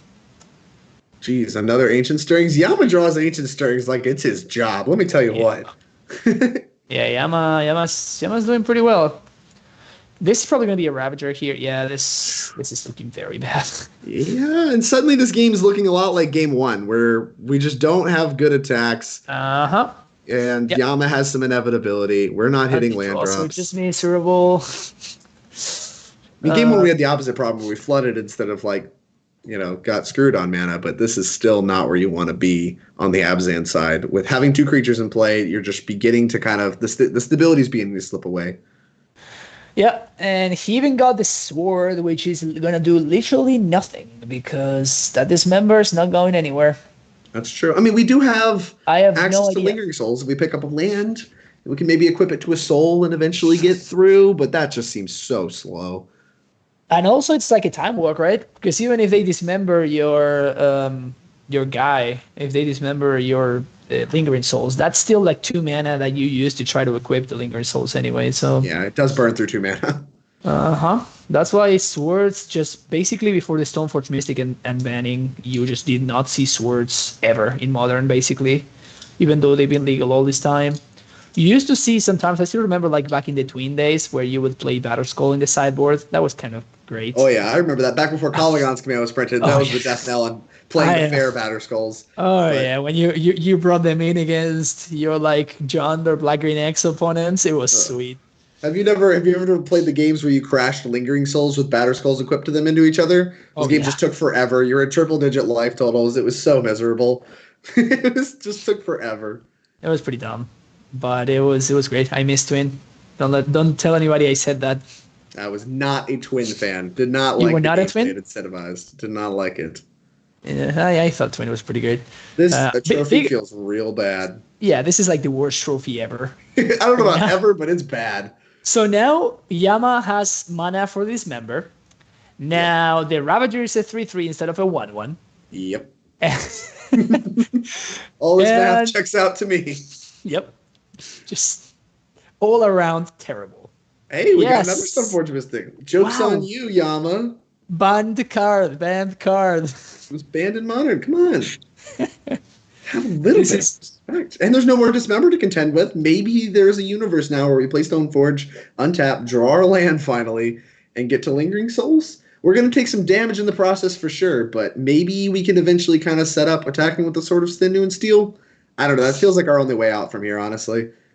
That's so much mana, though. That is 2 mana to flash in the swords, 2 mana to equip it, and like that's also 2 mana to like play Batterskull or something. That's so much mana that he doesn't have. Also, is this lethal? Which is the question you always have to ask yourself. Is this lethal? Because depending on what Yama's hand looks like, this is almost lethal, I think. It's 1, 2, 3, 4, 5, 6, 7. Okay, no, so it's lethal next turn for sure. It's lethal next turn for sure. So if if he taps out here, well, I guess that's something. I mean, he can't tap out now. There's just nothing to cast except this trophy. I mean, we can tap out main phase. No, he needs to tap out end step. He needs Yama to untap, let him do his thing because he can play around it, and then he needs to like do something end step. But the problem is that lets the Recombiner untap. Yeah, maybe we're supposed to trophy now just because the Recombiner being able to sack the thing that we target is just so bad, right? Yeah, but if you let Yama untap, this is actually lethal now. Because he can sack to the Ravager. That's 3 counters on the Ravager because the Recombiner itself also modulars, right? So that's 3 from there. That's the 6 mana. That's a 6 power Ravager plus 2 from the Worker. That's 8 plus 1 from the Pendelhaven and 1 from the Inkmoth power. So if he taps out, he actually dies here. I mean, I think Ko knows he's dead. He has the face of a man that knows he's dead, but he's at least He's giving it he needs to cast the trophy now. College try. Yeah, make him kill you. Make him kill you. She's giving it the college effort. I don't know what the old college try. That is. Yeah. But yeah, this is. I think that land. Oh, the second Ravager. Look, he's just done. This is just showing off. Expression. He's just like, all right, fine. Still this had is all just these. Showing off, and Yama correctly showing how he already had lethal, right? For some BM value. True BM value. Yeah, it's great. Wow, we're just making the biggest ink moth possible. This is Just the sucking ultimate everything show-off. to the ink moth. Just disrespect from Team Fire. This Just so disrespect. Just so Ko knows how dead he really is. Ko does not look entertained by Yama's shenanigans. What is this, a 13 power? Well done, Yama. Well done. I love it. I love it. That was nicely played by. Yeah. And like honestly, that was kind of a train wreck. Like that looks very convincing. Now, Yama's hands were very good. We cast 2 Ancient Stirrings a game, like best card in the deck. That was a gross showing of the Hardened Scales deck. But even still, that like it just didn't even feel like if you gave Ko multiple time walks that he was in that game. You know what I'm saying? It's just like he was so far behind. Even with 2 time walks, I think he still lost that game. Yeah, exactly. 2-0 mana time walks. Yeah. 2 free time walks would have not been enough. That was rough. That was a beating. That was a giant beating. That is basically my experience with Abzan in a nutshell. Just like every match that I play with the deck, that's what happens. Yep. You just 2-3, or if you're lucky, you just 3-2 a league in Moto, and then you go on Mana Traders and you return all your very expensive cards. So my experience, I played well over 1,000 matches with Abzan Traverse, and my experience was 3-2, 3-2, 3-2, 3-2, 3-2, 3-2, 4-1, 2-3, 3-2, 3-2, 3-2, 3-2. So, and it wasn't just like a quick 3-2 where I could just like, no, they were like, it was 4 hours of playing, per league. It was a struggle. Everything mattered. Somehow I would be beating Tron. Like Stony Silence would somehow get me there, and Lingering Souls would just be like flying over worm coils. It was just a mess. I'm so glad that saying when testing. Yeah. It matters how your league feels more so than your record. Because when you're playing these fair decks, I feel lucky to have 3-2'd. Whereas when I'm playing like a broken deck in Modern, it feels like I got unlucky to have 3-2'd, despite the fact I 3-2'd with both decks, you know what I'm saying? So that's true. Definitely agree on the fair sentiment. Anytime I'm playing fair in Modern, I feel lucky to 3-2. I think a big deal with that is power level. So for a long time, I was playing underpowered Modern decks. And then one of the first actual powerful Modern decks I started playing was Amulet Titan. And same thing, when I 3-2 with Amulet Titan, I'm like, man, why did I whiff on an Ancient Stirrings? Or whatever ended up happening. But when I 3-2, you're exactly right. When you 3-2 with a deck that just, I think it's not necessarily fair and unfair. I think it's really power level too, because if a 2-mana 4/5 is not good, then why is 3 mana for 2 1/1 flyers very good, right? Like, yeah, it looks a little embarrassing. So that said, I'm probably playing some more Lingering Souls to finish out the Modern Streamers League, and I played it for the first 2 weeks here. So yeah, no, for sure. I mean, that's kind of like how midrange deck feels. Like, in my opinion, playing Amulets a lot, it's funny because like people look at the bad matches, right? Like when you didn't draw your Titan, so it was like you spent like 6 turns maybe where you like survive and you gave yourself the out to draw the card, and if you draw the card, you basically just win on the spot. Yes. But people look at that and you didn't draw the card, and then it's just like, well, this deck sucks. You did nothing all game. But it's just like, yes, I did nothing all game, but I was very close to winning. Here is the opposite. It's just like every turn you're like Inquisition like this, kill your dude, trade 1 for 1, play my Goyf. Oh, I lost. Oh no. Oh, surprise, I lost because I was playing these cards. So if you lose if you have 2 Tarmogoyfs and a Liliana in play, but you still lose, you feel like you did something. When you lose, like when I watching, there was a really unlucky match that PuntThenWhine had in Season 1. He was on Amulet Bloom, and all he needed to draw was a bounce land, and he won the game. Like, just straight out won. And he went 4 or 5 turns without hitting an Ancient Stirrings or a bounce land. And it was just, I think he even hit Stirrings and didn't get a bounce land. And I was like, I don't even want to do the math on how unlucky he is right now. But it looked like he did nothing. But in reality, 1 card, and he just ended the game. Exactly. So does it matter the if... game was actually super close. So does it matter if you feel like you're closer? You still lose, right? The 2 Tarmogoyfs, Liliana, you still just lost that game. where you felt like you did something. Does that actually matter, or is that quantifiable? I guess. Exactly. But So I want Fair to. Magic is back on the plates, everybody. Fair Stoneforge Magic is is great. bringing Fair Magic back, and I am feeding on them voraciously. Yeah, 80% win rate until you 10-0'd on stream today, Francisco. I 10-0'd on stream today, and now my win rate over the past 3 weeks is above 80%. I need to do the math. I haven't figured that out, which is just ridiculous. I have no idea why isn't everybody playing Amulet? If you want to win, go play Amulet. It's great. Just you play Urza? You can play Urza. I beat Urza all the time. All the time. Our deck's busted. Big busted. I kind of agree with that. I think it's the best deck in Modern Urza, but it's so much easier to target. Like I just play even Stony Silence doesn't necessarily hit Urza. Even I was playing at a MCQ and I dropped a Karn against Urza, and I had a Pithing Needle on Urza, and they still beat me. Still just beat me. I was like, because they can still tap for the mana off of the Urza, so they still had all the mana in the world, and more importantly, they had like a 12/12 beat stick that I just couldn't handle. My friend and teammate Harlan tells me all the time about how he can beat Stony Silences fairly easy. Just play an Urza. It's just like doesn't stop any of the words on the card. Nope. It's none of it. It's Urza's pretty good. I think is right now the best deck in Modern, which you will. I said Amulet's not bad, but. Oh, Amulet's great. It has a good Urza matchup in my opinion, but still, like Amulet's great. Amulet Titan with Karn, I think, has a good Urza matchup. I've been beating Urza with the other versions as well with Trinket Mage. Okay.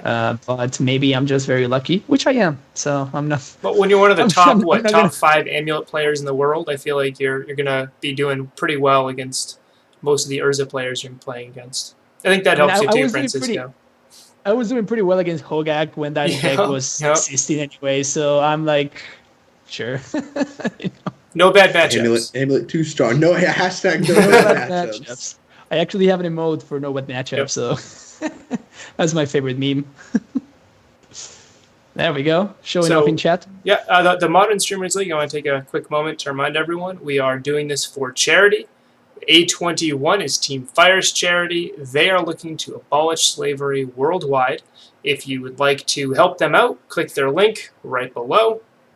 You can give them money directly to the website. You can donate money to the league. You can sub to the league. That money will be going to the winning team's charity.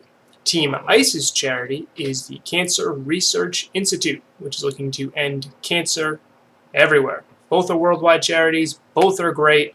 Both have been vetted. Please check them out. We are also sponsored, we will get the lights on, by Card Hoarder and Card Kingdom. Definitely check them out for all, right below Francisco. Right there. Definitely check them out for all of your needs. People who watched my stream recently saw that I just went on Card Hoarder. I just dropped 100 ticks picking up stuff I needed for a cool little Mardu deck. I was like, I don't have Dread Hoarder. Oh, I don't have Seasoned Pyromancer. Oh, I'll just pick them up right now.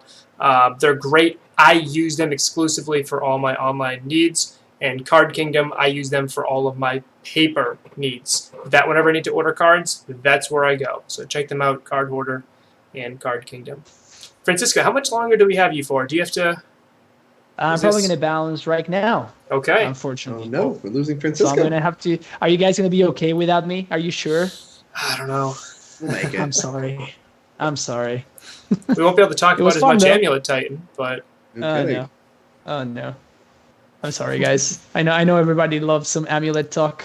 I love Amulet it. content at all hours. I love Amulet Titan. And I love watching Francisco play it. For anyone who hasn't yet, check out Francisco's Twitch, check out his YouTube channel. Check out the ModernStreamersLeague.com website. If you can check out the entire list of streamers, and there's a link right there for all of their social networking, so you can follow your favorite players on Twitch, on YouTube, on Twitter. I don't think we have Facebook or anything else there.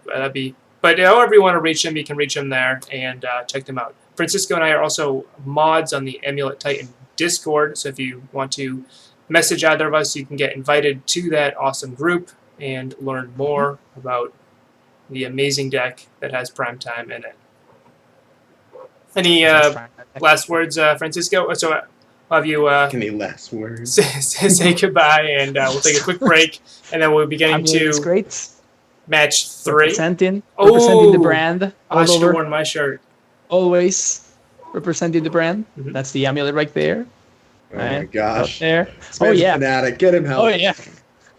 I'm not messing around. I don't know if you guys Somebody are aware help of this man. Grilled Cheese asked me if I wanted a second shirt after I bought my first one. I said, nah, I just. He asked me if I wanted a half off or something. I said, no, just send me another shirt. So I have 2 Amulet Titan shirts. So I think I wear them. My wife's like, are you wearing the same shirt again? I'm like, no, I have 2 of them. I have 2 of them. Obviously. Come on. Yeah, like, What does that no, look this like? one's clean. This one's clean. So I wear them whenever I go play Magic, and people, I do like turn 1 snow-covered forest scout.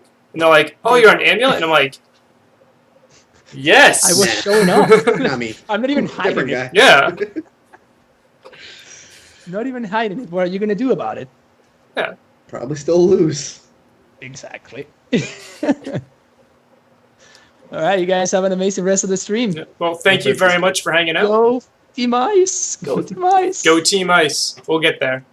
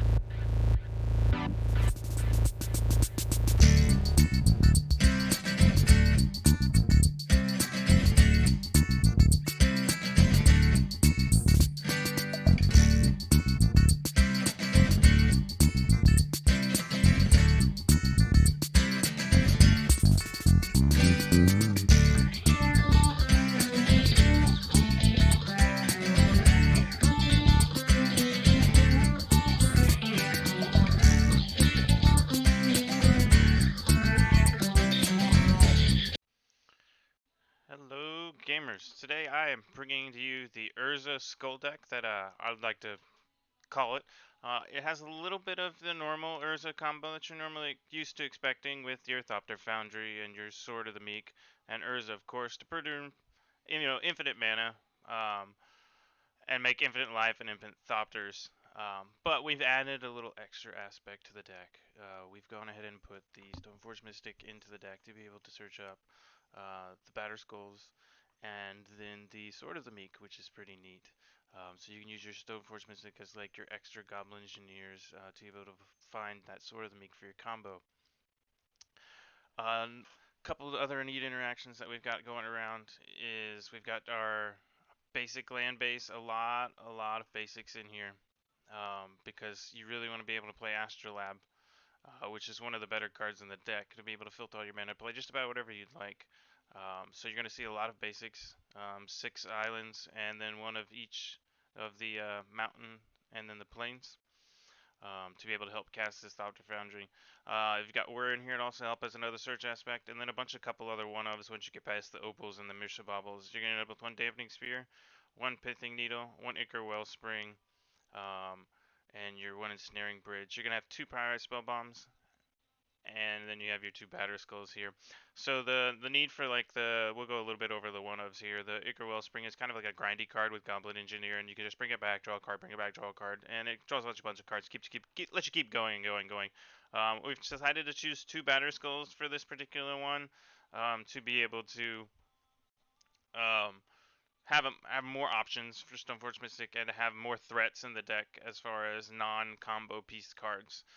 You could easily play with 1. I've just chose 2 because I'm planning on facing against a couple mid-range matchups, and I wanted 2 instead of 1 just in case it got blown up. It also gives you the other reason why there's also a Psy in here as well. I'm expecting to face maybe a mid-range matchup, and Thai's really good in the mid-range matchups to be able to get 2-for-1s and more 2-for-1s and draw 4 cards. So that's the reason for this one here. It doesn't have to be there. It's more of a meta call.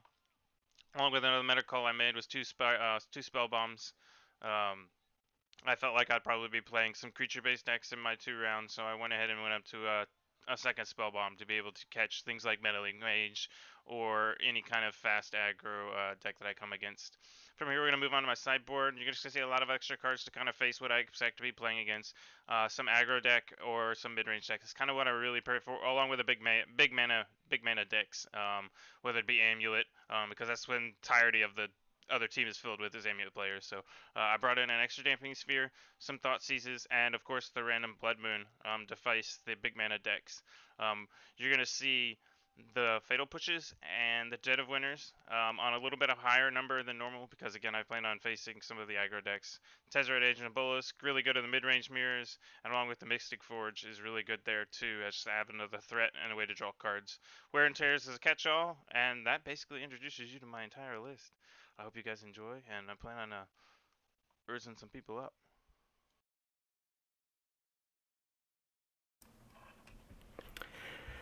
Hi guys, it's Davius Minimus here, creator of budgetmodernmagic.com. If you haven't seen that, please go check it out.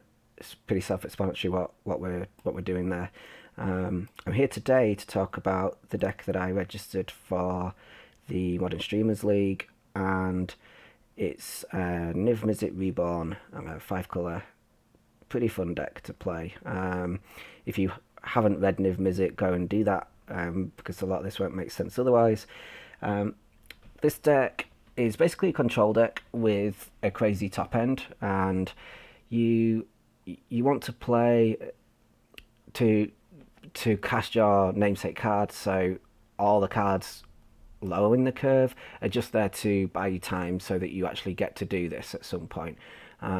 And all these cards are pretty flexible, just to give you plenty of options, not too many dead cards in game 1, and lots of ways to interact with your opponent.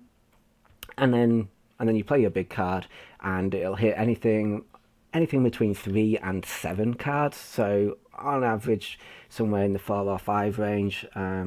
If you're hitting 6 or 7, you've been slightly lucky. But it does happen fairly frequently. And when you do that, you tend to win the game. So Niv Mizzet, as long as the board is clear, you're going to win the game when you cast this Niv Mizzet most of the time.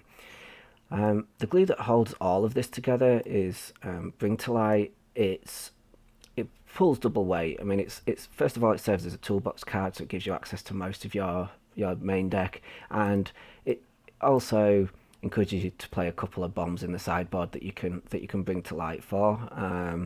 So all that's really positive. Also, it gets you the Niv Mizzet, so you're not just relying on a 3, or if you have another 3 copies Sanctus to bring to light, so you've got extra ways to close the game out. And on top of that, it's actually a hit off of Niv Mizzet. It's your Simic hit. So once you land your first Niv Mizzet, if you reveal a Bring to Light, you're just so far ahead. You don't even care if someone paths this or double bolts it. You're like, well, that's a great exchange. I played a 6/6. You used 2 bolts to kill it. I drew 3 or 4 cards, and now I'm going to do the same thing again. So the deck is pretty consistent. It's pretty resilient. It's not easy to hate it out, and It has game against everyone because you have all these flexible tools.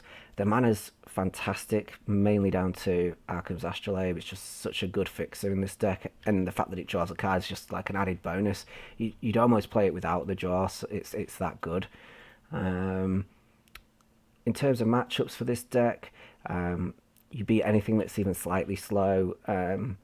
Jund, blue-white control, Jeskai, and black-green rock, all those kind of decks you kind of want to face. You'd be quite happy to face them every single round. Stoneforge Mystic decks, you don't particularly care about Batterskull because of Mizzet just being bigger and better than Batterskull. It's more value, it's a bigger body. So yeah, those matchups are pretty good. On the flip side, decks that don't really care about removal, decks that can ignore your trophies and helixes, decks that can kill your Birds of Paradise and represent a clock, those kind of decks are pretty tough. So we're talking about Mono Red Prowess, Phoenix decks, Dredge decks, Burn to an extent. They're difficult matchups, and the good thing is that a lot of them are just taking a hit with Faithless Looting going, so they're not as bad as they were, but they're still difficult matchups, and obviously you lean on your sideboard to help those out. That's all from me today. I'm going to do a second part of this that will hopefully go on the website and just go into a lot more detail about all the individual cards. Alright guys, thanks for watching. See you soon. Bye.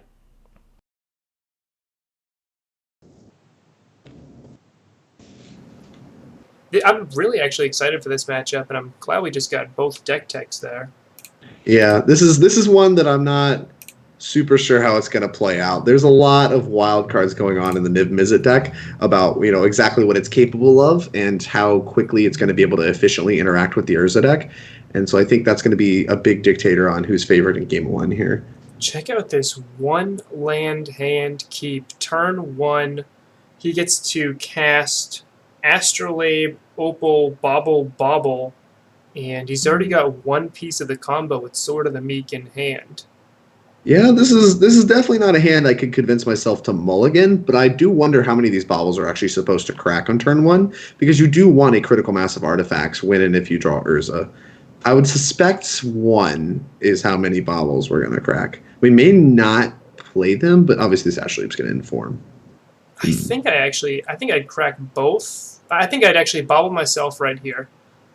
If there is not a land on top, I'd be interested in maybe bobbling again. Just you need to draw a land, right? Or I guess you could bobble your opponent, check what's there, and then on the upkeep, make a decision if you're going to bobble again. Yeah, it looks like he's opting to just wait. This plays around discard a little bit. Like a discard spell here would look really bad, but I don't know how many the Niv Mizzet deck actually plays, if any. Yeah, it looks like Thought Erasure on turn 2 is the earliest discard spell. It's most likely to just be a mana creature. So he bobbles himself, so he knows he's not drawing a land off the top. Yeah, I feel like missing your land drops is... Although he needs so many things right here, right? Never didn't have it. Never didn't have it. You now called we're one it. blue away from worrying. Yeah, you do want, like I said, you do still want a critical mass of artifacts for the turn you draw Urza. He's got the blue, because he's got Opal, Snow-Covered Land, Astrolabe, so he can whir for 2. Okay, yeah, we do have enough to whir for 2 for Silver Foundry. I thought we were 1 short on whirring because we had to tap the Astrolabe, and we are not. But even if that was the case, you could always do the Opal trick, float a blue, play another Opal. Mm-hmm. Well, you don't want to do that necessarily in case you draw Urza before your 4th land, Correct. I think. Not an Urza expert, that's my teammates, but that is my take on what's going on here. I mean, even still, we're still just... Look at the number of things we have in play versus the Niv Mizzet deck. They just put 1 land in play, and we have 5 things on the table with 3 cards in hand. Like, come on. I love putting permanents in play, and I feel like this is just... Maybe I have to play some of this Urza deck. Maybe I'll have to pick it up and test it out. It's good. It's good. I mean, we drew a card with Ren and 6, but, I mean, here comes Thopter Foundry, and we're just going to be able to pressure the Ren and 6. Despite the fact they're 1/1s, we're going to be able to pressure the Ren and 6 pretty well. And now we're also drawing to Urza for the rest of the game for a kill. Mm-hmm. Good spot to be in from the Urza side for sure. Yep, here's the Foundry. And got the land, yep. Davius is asking to get a Kolaghan's command basically right here. We need to be able to get this Thopter Foundry off the table before it just like, we're going to be able to make enough tokens before Niv Mizzet is ever even a consideration. You're just not going to be able to deploy your spells quick enough. Yep.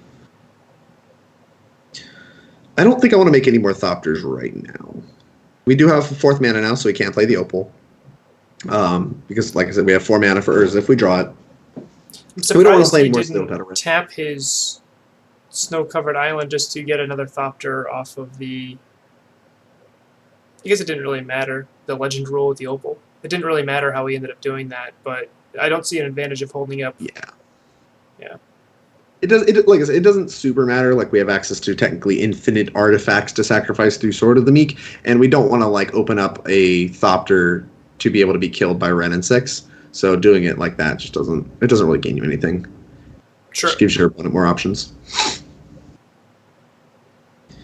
All right, so I expect us to make 2 Thopters here. Maybe there's a little bit of concern about some kind of graveyard hate, although he can't cast Kaya's Guile, so I'm not super worried about it. Yeah, no black mana means he's pretty limited right here. All right.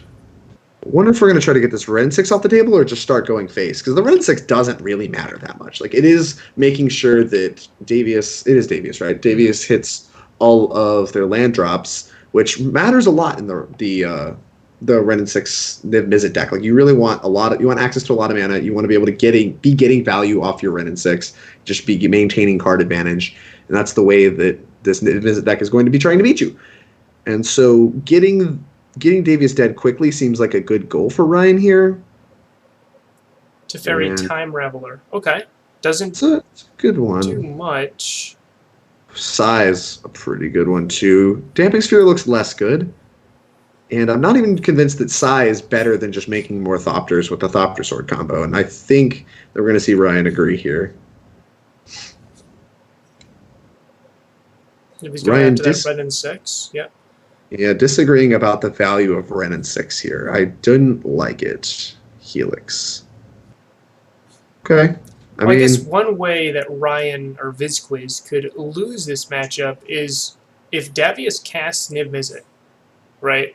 Okay. Draws 4 cards, and one of them is a Kolaghan's Command, another is a Maelstrom Pulse. I could see a way that Davius can pull away with this game, despite the fact that Ryan can have 12 Thopters in play. Yeah, I mean, Davius is still going to need to answer the slew of Thopters. Like, one Niv Mizzet blocking isn't going to save you from, a super go wide of Thopters. So even if you do manage to find these rather expensive answers to these, problematic artifacts, the slew of Thopters, I think, is still probably going to be able to get around the Niv Mizzet and get Davius dead here. Interested to see what this Teferi is going to be bouncing. Has to bounce something. Question is what? It's got to bounce the Thopter Foundry, otherwise you just sacrifice whatever is being bounced, right? And like if you for example are trying to bounce a Thopter token, you can just sacrifice it and deny Davius drawing that card. So he has to. The Thopter Foundry reads non-token, so you could kill a Thopter here. If that was something you wanted to do and try to alleviate the pressure, which I think is the only other real consideration. I think it's either Thopter Foundry or it was a token, and it looks like Davius did pick the Thopter Foundry as the target. So, and it constricts the mana. I don't think hitting a single token does too much either. But you are right. I misread Thopter Foundry. It does say non-token artifact. And there is the kill. All you have to do is, look at the oops, we killed him. Vizquiz just oops. And this is a lot of where the power of Urza comes from. Basically, the second you draw Urza, the game usually ends. Whether it's on the spot or later after you get grinded out by the absolute insane amount of value that Urza provides. Vizquiz easily picking this one up. Turn 5 kill, not the fastest, but faster than the Mizzet deck can put forth. It combos so well with what is that called? With Astrolabe, because he needed the white mana to be able to recast the Thopter Foundry, and having the Astrolabe to converting the blue mana, filtering it into white or black, to be able to recast the Thopter Foundry was really what won him that right then and there. So Astrolabe was really, really clutch there. Not only is counting an artifact to help his entire combo, but also in drawing a card drawing him basically into that extra land, but also being able to filter that colored mana, which seems really important in a greedy color deck. So what is your opinion on sideboarding here? I have a couple thoughts. I want to see what you think. I don't like the Stoneforge package at all. I don't think that's the way we're going to be winning this fight. I don't even want to try to fight on that axis. That's fighting fair. I want these Thoughtseizes for sure. I don't want the Stoneforge. I just kind of want to try to stumble either on mana, which is why you see Blood Moon coming in, even though there's a lot of basics, try to like get Davius to stumble on mana or get him to stumble on relevant cards. And the Thoughtseizes and Blood Moons help with that. I don't even want to be playing around with the Stoneforge package at all. Those would be the first cards I cut, and probably the Damping Spheres. And I don't want to cut Whir, for instance. I don't want to cut Pirate Spellbomb. Cheap artifacts, the good Tutor Enabler. I want those cards in my deck, and I just want to try to basically kind of race. Like, just try to get him dead before he can do the thing. And Batterskull is not actually that great at racing. So I think I don't hate Stoneforge Mystic just to grab Sword of the Meek as kind of like an extra Whir of Invention. Okay. Only grab Sword of the Meek. That said, I don't really want more than 2 copies if that's all it's grabbing. I really like the Thoughtseize. Being able to Thoughtseize away a Fracturing Gust or a Maelstrom Pulse or something to that effect can just end the game on the spot. Yeah, and like I said, I think the Thoughtseizes are some of your best interaction. Even I think it's probably better than Blood Moon. Ironically, Blood Moon, this is probably the worst Blood Moon's ever been against a 5-color deck, right? Is where they just like have access to a bunch of basics and like can easily cast like Bring to Light off of those basics. It's just and here it is. Here's the Blood Moon. We're gonna see. Blood Moon. Yeah. You're gonna see how it is. Assuming Visquez is interested in this hand, but this hand looks hard to mulligan. It's got cheap artifacts, a piece of sideboard interaction. It feels hard to mulligan this, even though the mana isn't awesome and the artifacts themselves aren't great. Right. You have to. I think you have to crack though. So, what is Spellbomb even doing here? Right? Is Spellbomb just a cantrip? You can't cantrip with it right here. I'd be interested in mulliganing this hand. You can see Ryan being very visual as well. And I have not played that much. I haven't played any Urza, but I've watched him play this so far this league. If you're mulliganing this, that probably means Blood Moon just isn't really good enough in this matchup. And it looks like he did. He has no. If he casts Blood Moon, right, at this hand, he's not casting too much else. He's not gonna be able to cast that Tezzeret now, or his Urza, or his Whir. All these cards are actually his game winner. A lot of that, though. True. It's you are planning that you are going to draw better and be able to cast more of your spells under the Blood Moon than the 5-color Mizzet deck is, and that is just kind of the assertion you're making by not only bringing Blood Moon in but keeping this kind of hand. True.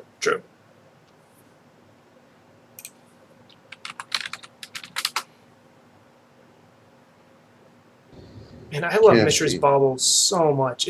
I hate the card. I can never figure it out. I can never figure it out. I always screw the card up. It's like, am I supposed to target myself? Am I supposed to do it on their upkeep to play around discard? Am I supposed to like do the fetch thing? When am I supposed to play this card? What about prowess triggers? Like, oh my gosh. That's why I love the card so much. It's like there's so many little next level things you could have just with Mishra's Bauble. And I played it a lot with different Thoughtseize decks. Before Grixis Death Shadow had adopted it, I was playing it in Abzan Traverse. And just being able to go Bauble, target you. Oh, what card are you about to draw? Especially back when the Scry, when Mulligans had Scry instead of being able to have the Lender Mulligan now. People be like, oh, Multi 6 Scry top. I'll be like, I'm going to see what that top card is before I Thoughtseize you. I get a little bit of extra information before that relevant piece of hate. This Blood Moon's looking like it's going to be juicy. I don't love running this Pithing Needle out. Like, there's nothing we're really aggressively trying to name here, right? Are we just trying to snipe a fetch land? Stop. Like, what are we doing with this? What is he doing? Prismatic Vista, I bet. Oh, yeah. Just try to keep him from grabbing basics, and then we're going to try to, like, let this Blood Moon do all the work. 'Cause 2 non-basics on the other side of the field makes this Blood Moon look real juicy. He knows Vista? What does he know Vista from? The Bauble? Yep. Okay. So, I will point out, this is open deck lists. Players know the entire deck list that their opponent has. Man, once he casts that Blood Moon, he can't cast anything else. It's the only reason I didn't like this hand. But then again... I mean, we can't really cast anything else right now. Right. His opponent can't either. Cast anything with the Blood Moon anyway.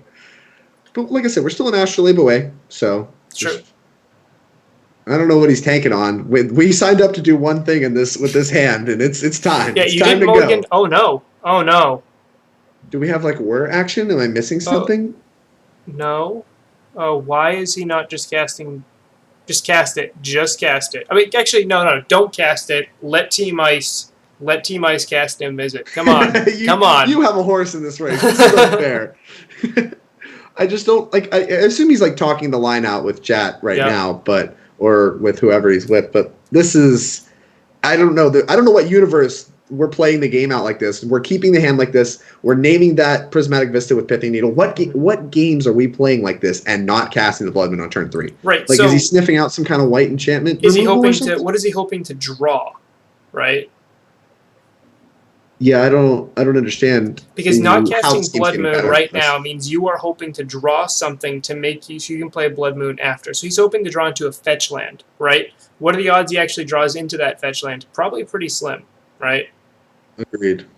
Yeah, I don't like that. You're going to pick up the Needle, which is going to make the Blood Moon much worse, turning this Vista back on, and we're going to discard one of the many uncastables still in this hand. Given your opponent's out, he's giving his opponent time. I don't like that line at all.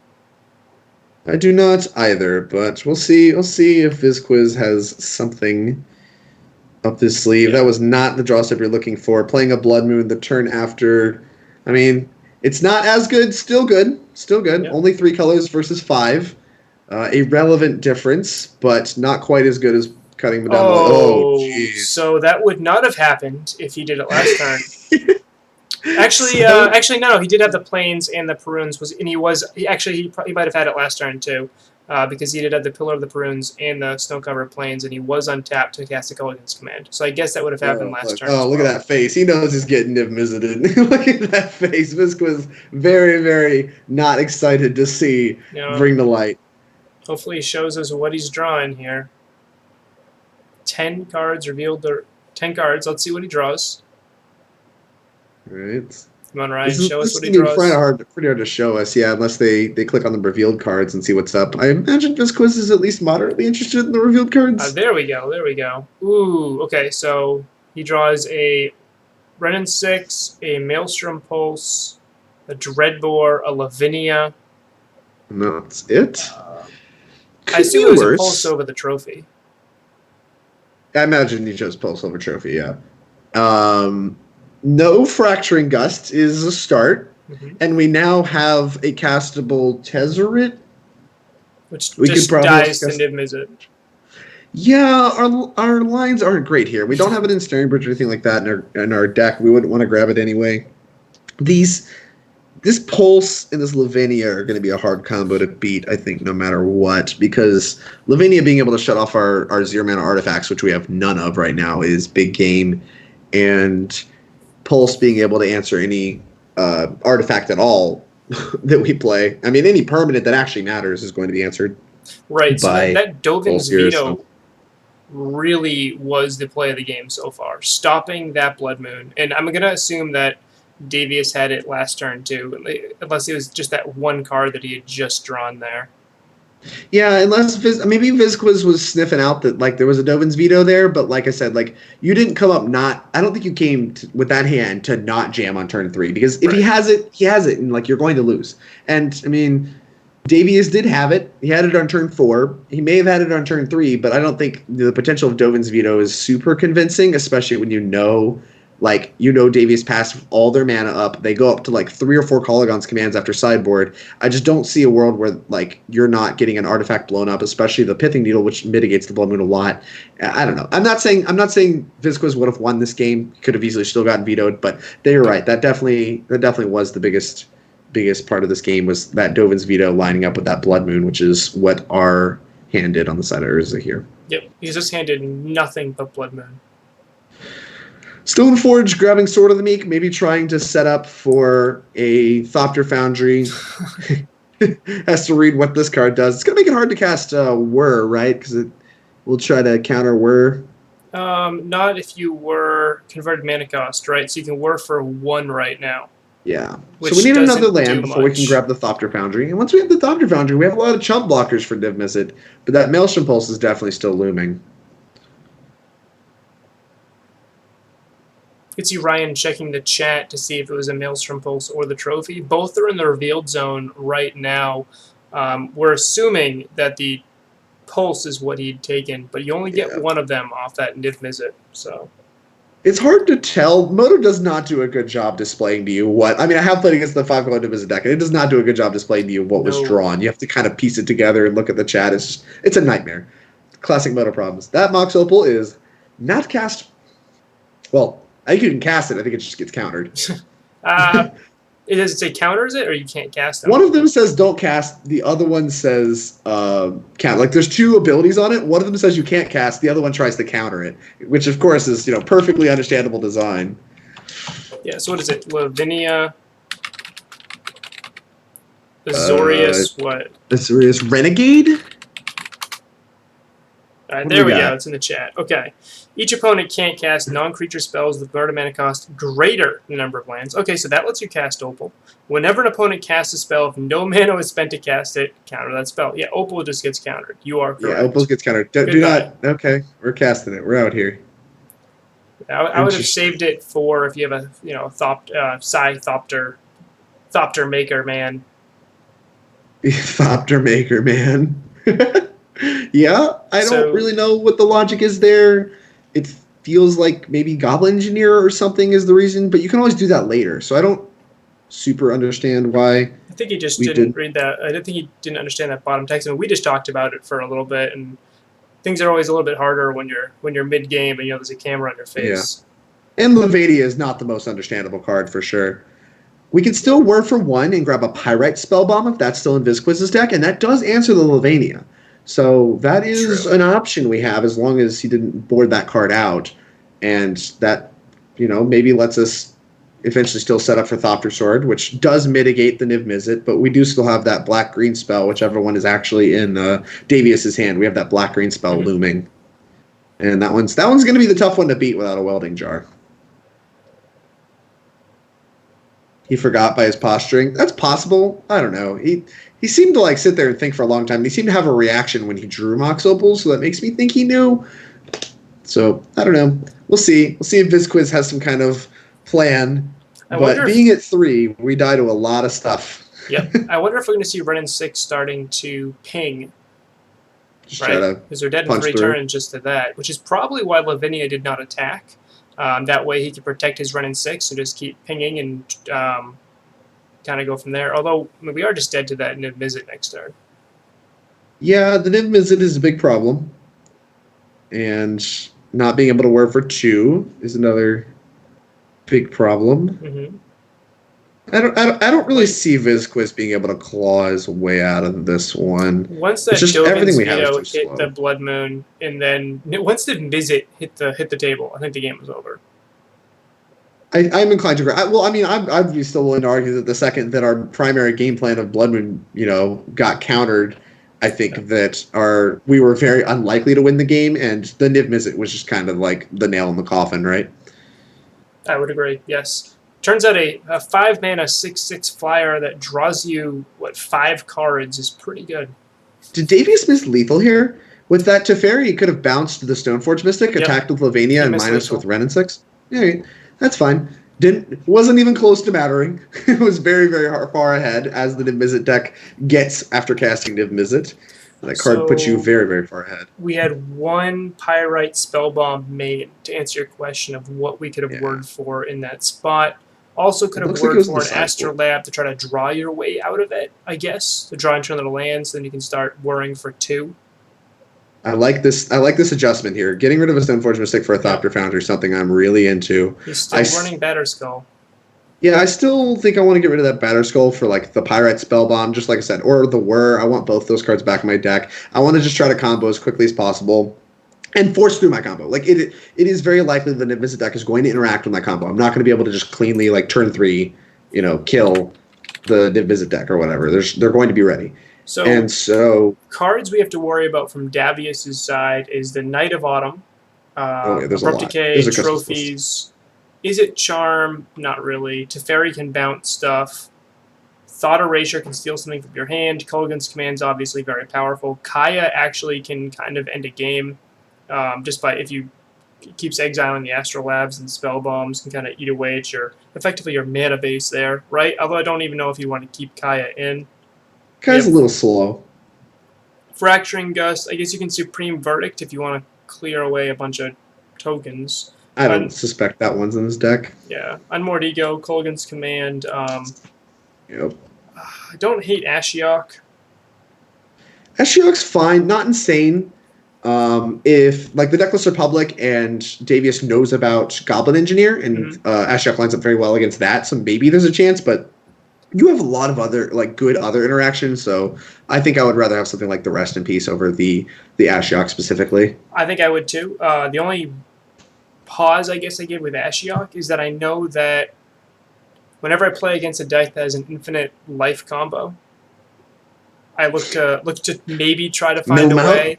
Maybe you can mill them out. I mean, I don't know. The problem with seems ambitious. It does seem ambitious. Also, if he is infinite mana comboing you, he probably has an Urza in play, which means he's just going to go through the entire loop until he gets a way to kill you.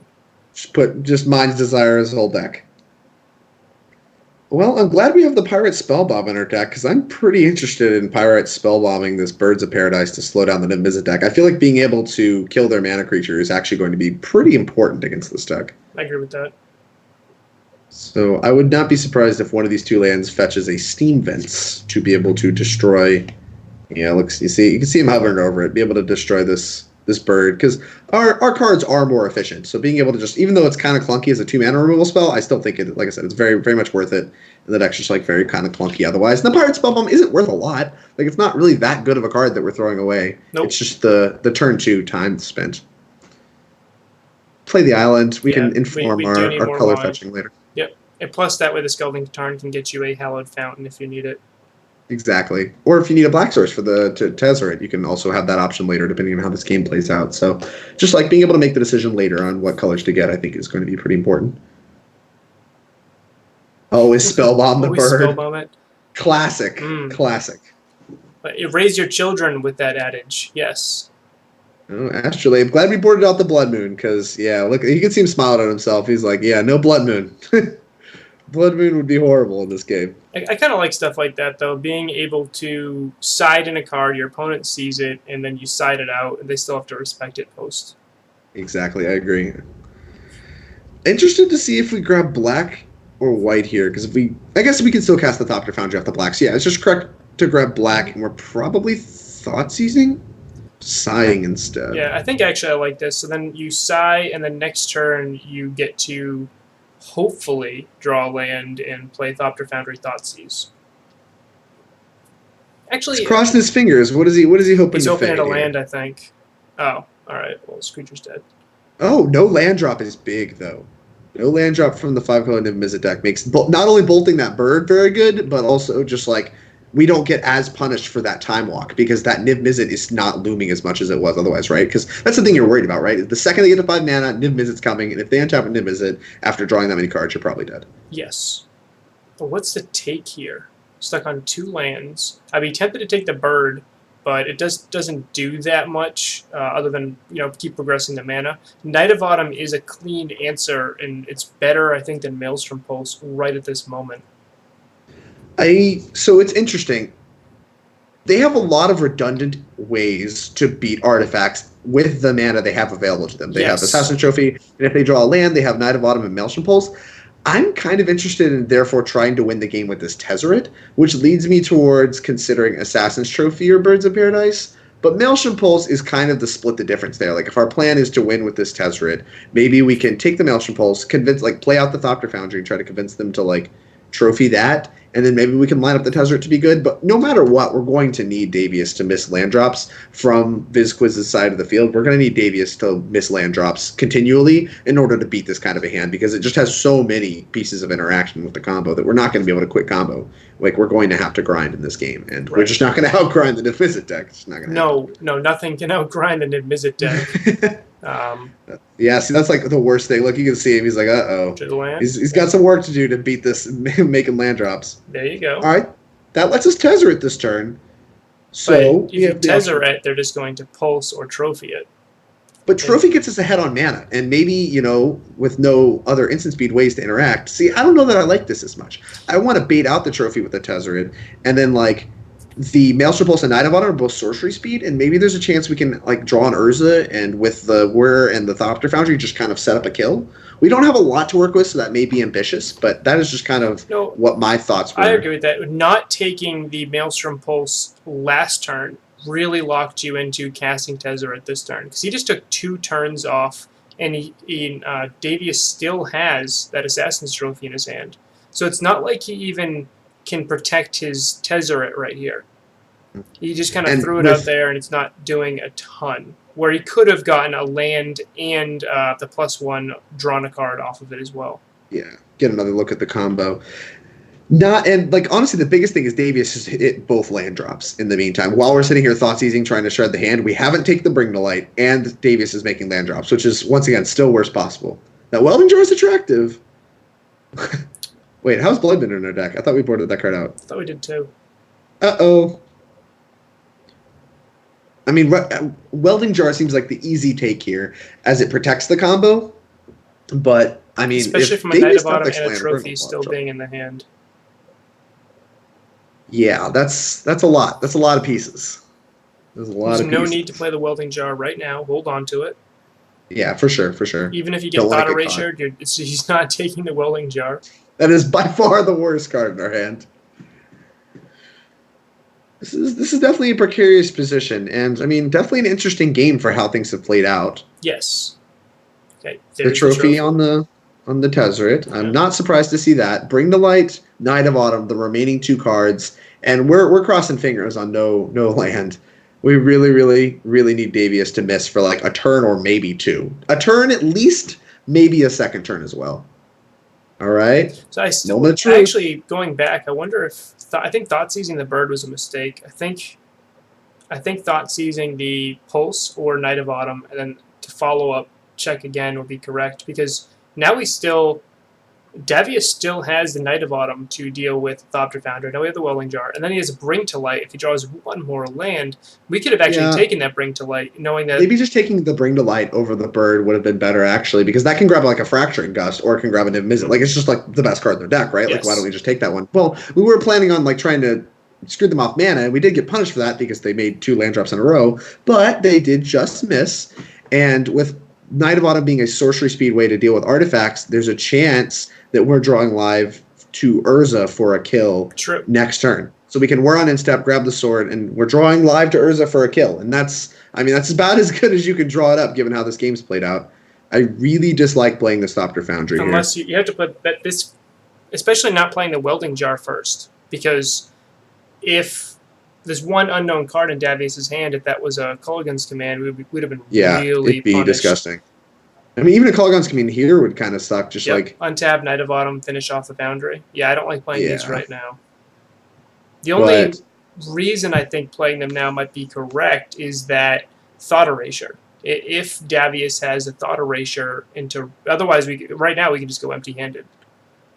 Yeah, and like he may be trying to just race. Like Vizquiz may just be like, well, I'm not going to try to bank on drawing Urza. Instead, I'm just going to try to start making Thopters and hope that's good enough. And I mean, Davius is incentivized to play Bring to Light for Niv Mizzet here, reload the hand, and that gives us time to make some Thopters, still drawing live to Urza for a kill. Yeah, grabbing Niv Mizzet, not Fracturing Gust. So that's, I mean, it's a plan. We didn't get punished for playing our artifacts out. We're drawing to a kill, and we're going to be able to make some Thopters. We're going to be able to make a lot of Thopters here. And each Thopter blocks very well once. We already got rid of the Maelstrom Pulse from the hand. So the Knight of Autumn just still not great in the face of Welding Jar. So, oh, geez. But look at him. Look at his reaction. That Fracturing Gust being revealed off Niv Mizzet is ugly. Have to win here or wait. We have to win here, or our chances of winning the game go down by a double-digit figure. I think I would still Whir right now. I think we still have to Whir right now. We don't want to draw Sword of the Meek, so thinning our deck is relevant. Using our mana is relevant. It's just, we're in a precarious position. Is there a Mystic Forge in this list? There may be some merit to trying to fetch that. I can see one. Let's see. Maybe that's cool. Mystic Forge. Yes, there is a Mystic Forge. There may be some consideration to that. I'm not necessarily sure or 100% convinced that it's better than Sword of the Meek, like I said, since we are drawing to a kill with Urza, and that's just like a very high ceiling. Yep. But Mystic Forge may have a little bit higher of a floor. With the fracturing gust looming, that may just be like not true. But I'm trying to find any line where we put ourselves in a better position where it's not just like draw Urza or lose, because that's kind of what we feel like right now. So we have Davius has 5 mana in play. He can cast the Fracturing Gust, but he cannot cast Fracturing Gust and Trophy or Fracturing Gust and Knight of Autumn. So that Welding Jar does protect the Thopter Foundry, and then we're going to take 6. Oh my gosh! Are you kidding me? All right, well, that looks like the end of that. Look at him. Look at him doing a little dance. Uh-huh. Yeah, never didn't have it, huh? Always had it. That's disgusting. What the heck? See, I need to draw like this when I play Magic. This is where I've messed up. He's drawn very, very well. Quite. So, let's just not hard. And now it's all over but the clicking. We just got a lot of clicking to do. Yep. Does Davius have an out? Unless Davius has like 0 mana split second answers, I do not believe Davius has any outs here. And given that the first one has resolved, I believe this is over. And like I said, it's all over but the clicking. Yep, he has the Gust is in hand. Yeah. But I don't think they can beat Infinite Life, can they? And like, especially not with Urza being able to like, unless there's that Ashiok, right? Let me here, I'll post the deck list here. You can just activate Urza and find the last Thoughtseize and take the Gust. How can Davius, like, there's a reason he hasn't conceded yet, right? So how can he win? He's not. This is the Modern Streamers League. We're not playing to time out our opponents. That's not how we play. Right. So he's got. I guess if he goes Fracturing Gust, then he just dies next turn. It just buys him a turn. Well, the Gust doesn't matter, right? Like I said, you should activate Urza. You should activate Urza and Mind's Desire your whole deck and Thoughtseize him. Like, so we'd be playing to hope that Thoughtseize is the last card revealed off Urza. Seems like the only out. Because there's a third Thoughtseize, right? And so... Yep, there are 3 Thoughtseize. We've seen 2. We've been through 2. And so there's 1. And so your only out is if the last Thoughtseize is the last card in Vizquiz's deck. And then, like, he would deck before you'd be able to Fracturing Gust him. But in the meantime, like, you're still just getting so far ahead with other means. I don't know. It just seems not worth the time to continue to play it out, but whatever. We're gonna see how quick Vizquiz can click, because this is a test of dexterity playing this deck on Magic Online. There's a reason I don't quite like testing this deck really at all. I would not. As someone who's played a lot of Devoted Druid decks, Kitchen Finks combo. Kitchen Finks combo is not very good on MTGO. I have lost games where I've gotten up to 150 life that I would not have lost in paper, because Crackling Drake is very, very big. Yeah, it's not small. So I've had to do quite a bit of clicking for that. I play Amulet Titan, the Devoted Druid combo, back before we had Finale of Devastation. So back then it was get a bunch of mana, Dusk Watch Recruiter. That was so many clicks. And then if you accidentally bottomed the Ballista, you had to go through your entire deck all over Oh, again. yeah. Oh, so. No, thanks. I mean, I concede. When people show me those combos, I concede. I'm done. I don't want to sit through. It's not worth my time. I'm here to test. I'm looking for good, legitimate testing. I'm not looking to sit here and make sure that, like, can you click before time? I don't care about my Moto money. I don't care. I just want to make sure I'm getting good, efficient testing. Oh, we're wrong. There's a Blood Moon in the deck as well, and that prevents Fracturing Gust from being cast at all. Because it just goes down to 1 white source. Unless he right? draws, no. He's got the Astrolabe. Yep, he's got the Astrolabe, so he can cast. Is the Pithing Needle still in the deck? Can you name Astrolabe with that? Chet, he's not aware of Thoughtseize. Yeah, he may not be aware. I thought I saw Vizquiz type in the chat, so maybe he explained to him that that's going to happen. Yeah, you're dead. But whatever. This is going to take a long time, though. Activating Urza with mana made off blockers does take a long time. I think here we can. This is game 3. Urza, I think I can make an executive decision here. He just needs to click for another 10 more minutes, and. I don't know about you, Drake, but I really don't want to sit here for 10 more minutes watching this handsome man, Ryan, over there, click very, very regularly. There is better content to be had. There is better content to be had. Yes. So This is peak this is peak content.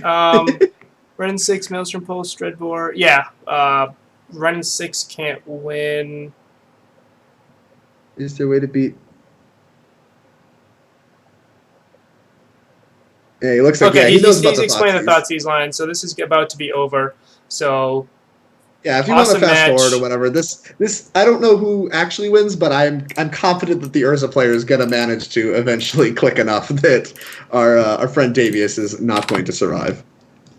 Well, unfortunately, Davius is my teammate on Team Ice, but that is Oh no, an a L loss for your team. That's so Yeah. unfortunate. So as of right now, Team Fire has been destroying Team Ice They're on this fire. week. So we tied week. So we have two different breakdowns: Season 1 and Season 2. Season 1 was 5 weeks, and Team Ice barely scraped by at 26-24. We just started Season 2, and we had Week 1 last week, and we tied 5-5. So this week, right now, Team Fire is up 6-2. I am one of those wins, and this is insane that Team Fire won on Monday 4-1, which is just unheard of so far in the parity we have in this league with how close every single week has been. So we have 2 more matches to go. We have Susurrus against Cyrus corman-gill. And then we have RJ Benson against Francisco, who we saw a little bit ago, and he'll be back just to finish that one match. So very exciting. 2 more matches to go. Hopefully Team Ice can pull it off. Get a few wins on the board.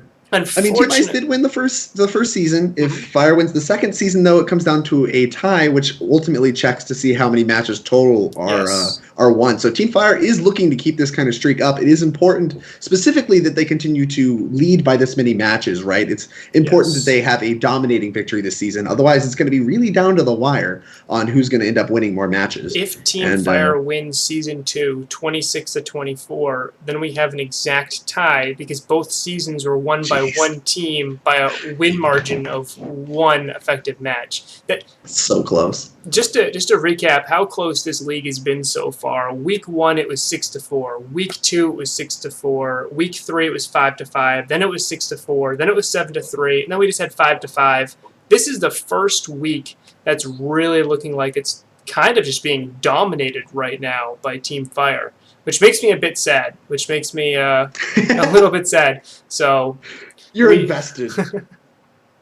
So we're gonna have I guess I should pick a team. I'm still gonna pick Team Ice. So I am rooting for Team Ice to go ahead, get it together. I want to see this come down neck and neck. I want to see the last week really, really have some very, very season breaking matches where you have the whole season on the line. Like if you don't win, there's a tie looming. There's the matches. Every single match is going to count a lot towards the total for in case Fire does actually continue to dominate, does manage to eke it out. It is important. I want to see that last week really, really come down to the wire and have some really high stakes magic. Love me some high stakes magic. If I had to predict anything, that's what I would predict just based on what we've seen so far. But Team Fire maybe just got it together and is finally starting to lay the smack on my team, Team Ice, right now. But we will get back to you guys in just a bit. We'll have a small 1-minute break, and then we'll be back for match number 4. See you in a moment.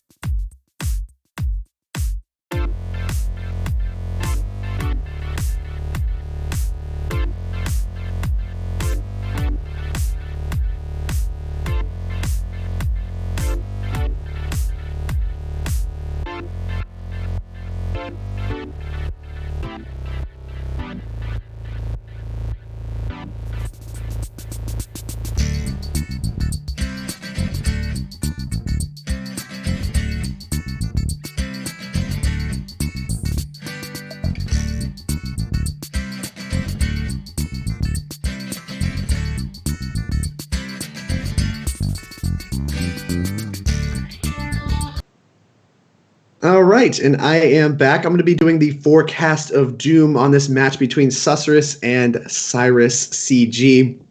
To start with, on the left, there's a lot to look at here. Both of our players kind of playing, I don't know, unfair-ish decks. One's in the form of Narset Prison, lots of free spells, and Simian Spirit Guide. Anytime you see Simian Spirit Guide in a deck, it's very indicative that you're not doing something fair. You're not playing Jund. You're here to try to punk out your opponent somehow.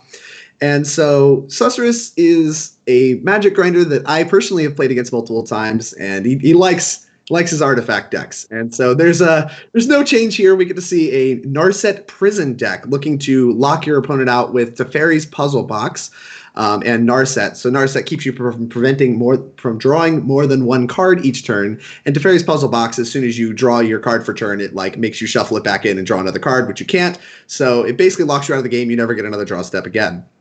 That sucks. Nobody likes playing against that. It's pretty unfun, but it is very powerful. Narset, making a multi-format impact in Legacy, Modern, and Vintage.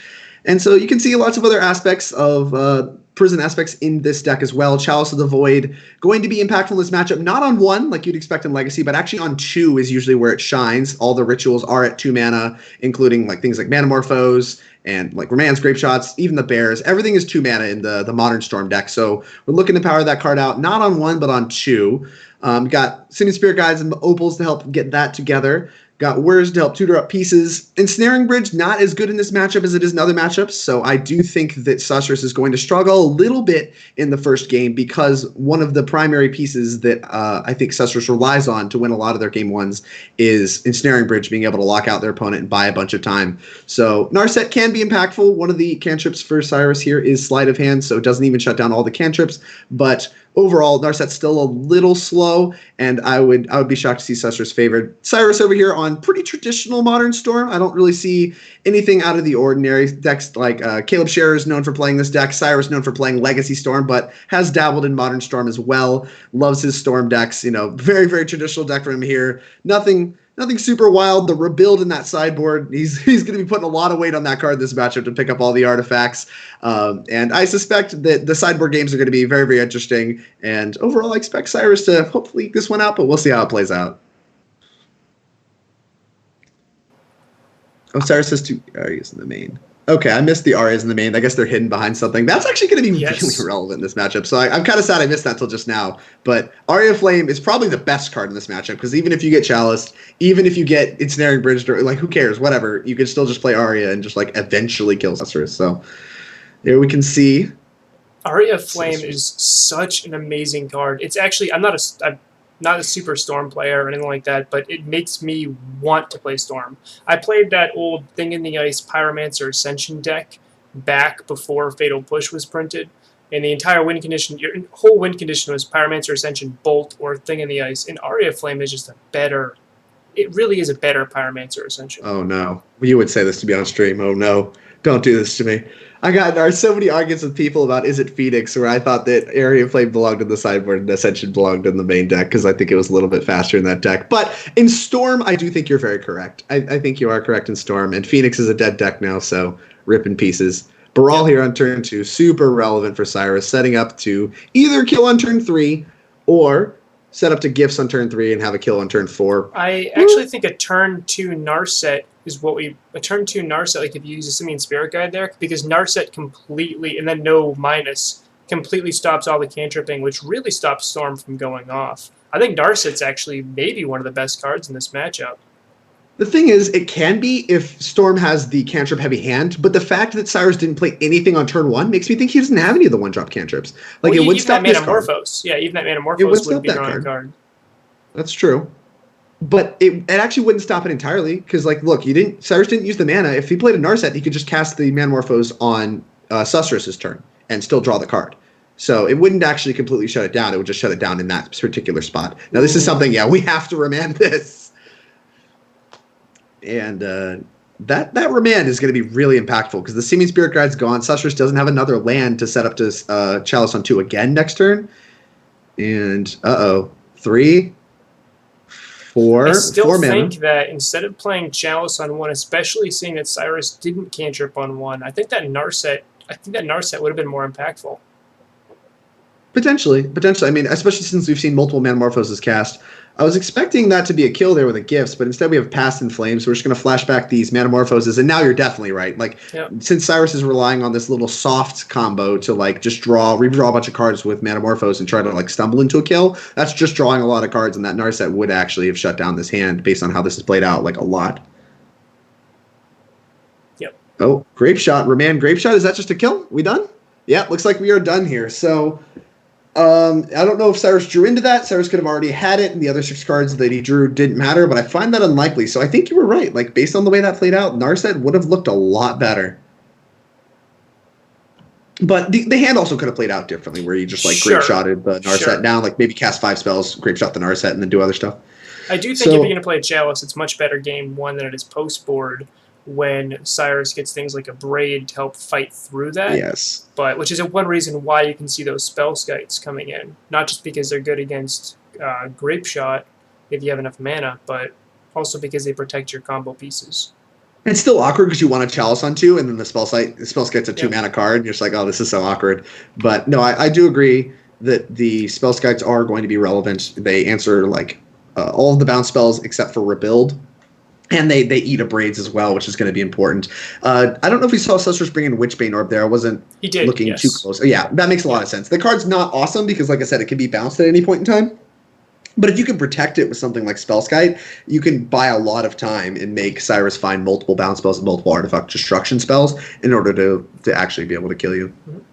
So we see the bottoming there of the Crucible of Worlds. A card I'm actually surprised stayed in. I don't think it actually does a tremendous amount here.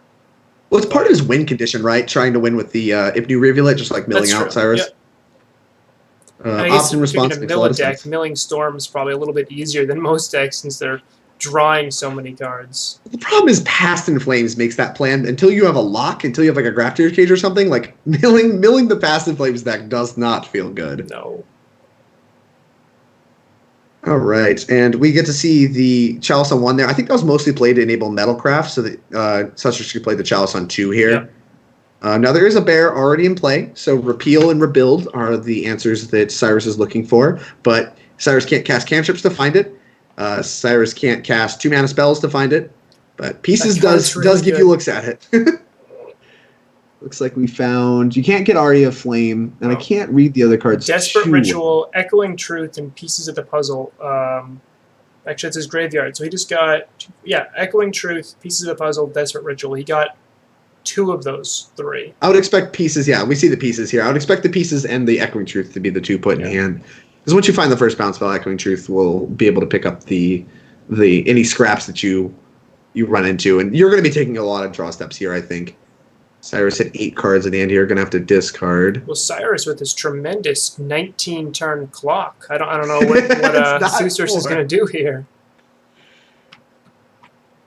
It's also unfortunate that Cyrus milled one of the Arias with the Pieces of the Puzzle. The fact you can't grab it with Aria may mean that Pieces isn't as good in the Storm sideboard as it used to be. You used to be able to basically grab everything relevant, and it was just like a better gifts once there was Graveyard Hate involved. Ooh, that's probably going to be game right there. Yep. Yeah. That Inventor's Fair is going to be able to grab Teferi's Puzzle Box in the next turn or 2, and if Cyrus doesn't find outs, then he's in a lot of trouble. And honestly, I think he's incentivized to attack Narset with the Baral. Yes, he has to. Yeah, because he's just like getting shut out by the Teferi's Puzzle Box is just very much looming. So Sasser needs a blocker to actually get the puzzle box. Because I've been puzzle box locked, and as long as you have a creature in play, it's kind of like the Karn lattice lock. You can still attack your way out of it. 2 goblins. That's the number you want, right? 2 goblins. That's a record, right? I've never seen just 2. Just 2. I mean, that pressures a Narset. Is Sasser going to get punished for minusing with that Narset? It looks like Sasser just doesn't really care. He's got Witchbane Orb. He's got, multiple Mox Opals. He's got the Chalices going. He's got Inventor's Fair. He's just going to kill Cyrus at his leisure. We've got an Inventor's Fair gaining us life. It's just like there's not a real clock in play. And so Sasser knows he has a bunch of time. I would expect a search here from the Inventor's Fair. Yeah. Now, the question is, do you just go ahead and grab the Teferi's Puzzle Box? I don't think you can. Crucible Okay, Worlds to Crucible start Worlds. rebuying. That makes so much more Inventor's sense. Being able to Fairs. grab your Inventor's Fair. Yeah, see, Yeah. Sasser's is so much smarter than me. And He here's did- exactly what I was talking about. This He did invent the Crucible deck. Sky Yep. doesn't protect anything. It's just in trouble. Oh no. What are we casting this? I don't understand what we're casting. Oh, yeah. I think he forgot he had the Chalice on 2 out. Yeah, because he's just gonna die, right? Did he take out Ensnaring Bridge? I think he did. Let's see. His sideboard, 3 Ensnaring Bridge. How many bridges? Is he just dead to this 3 power?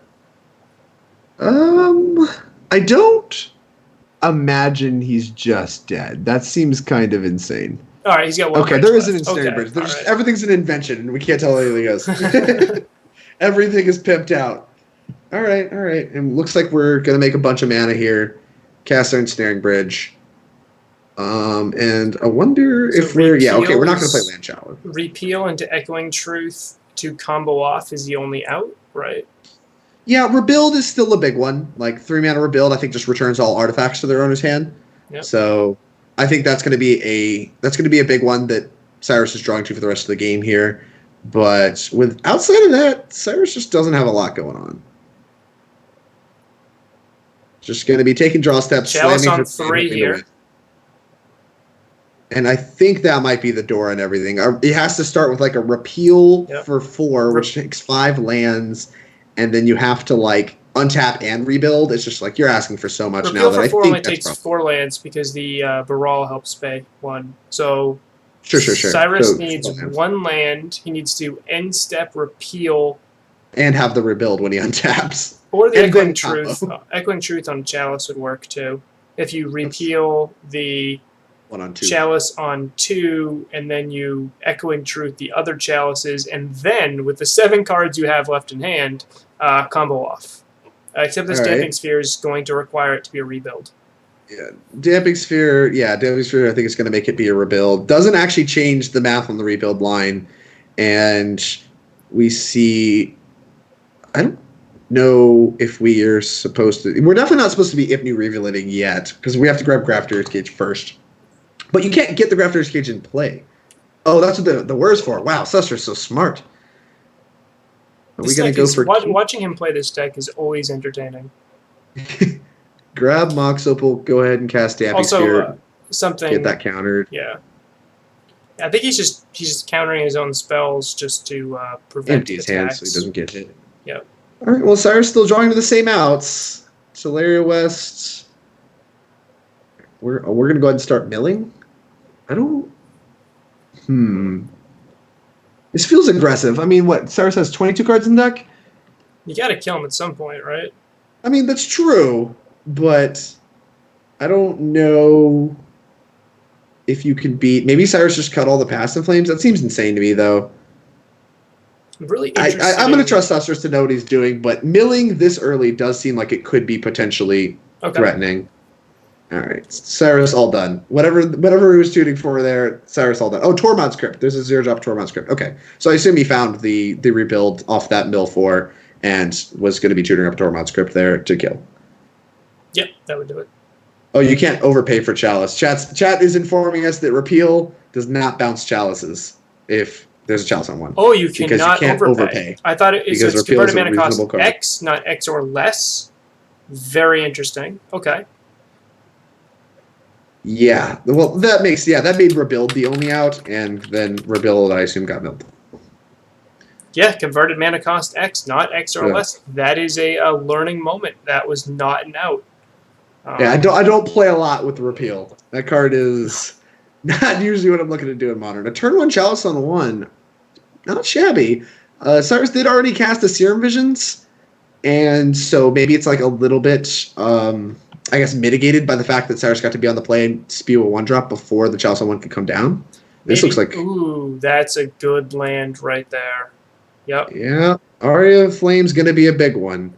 And it's especially good against Narset. Being able to actually pressure the Planeswalker with the Aria of Flame triggers is part of the reason Aria of Flame was as powerful. minus her here, but I'm not. Obviously I'm not Caesarus. He knows what he's doing, but I just feel like the Narset. I feel like that Narset just being an enchantment with the ability your opponent basically can't cast cantrips is so relevant.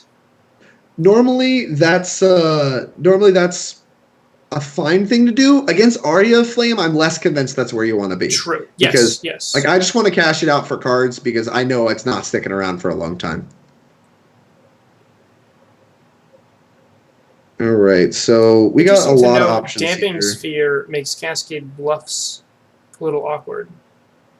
Oh, does it? Oh my Cascade gosh, what a synergy. Says it goes, it's an anti-synergy, yeah, so if Susurus has Damping Sphere in play and he tries getting blue off of the Cascade Bluffs, it'll just act the same way it does against Amulet Titan Karoo lands and just give you 1 colorless mana. Well, that's apparently still worth it to Sasser's here, so we're gonna see Damping Sphere come down, Spellskite to protect it. Chalice on 1, Narset, still all these cards pretty good, but I mean, Cyrus can still just start comboing, and Aria of Flame, even if he doesn't actually assemble a kill, Aria of Flame is just gonna do a lot of damage. Yes. He only needs to get 8 spells across. This attack represents maybe an easier Grape Shot. I don't honestly know. Maybe just checking him. Yep. This Serum Visions, once again, even though it just goes to the graveyard, puts a counter on Aria Flame, gets to kill Narset, if you wish to do that. Cyrus, not interested.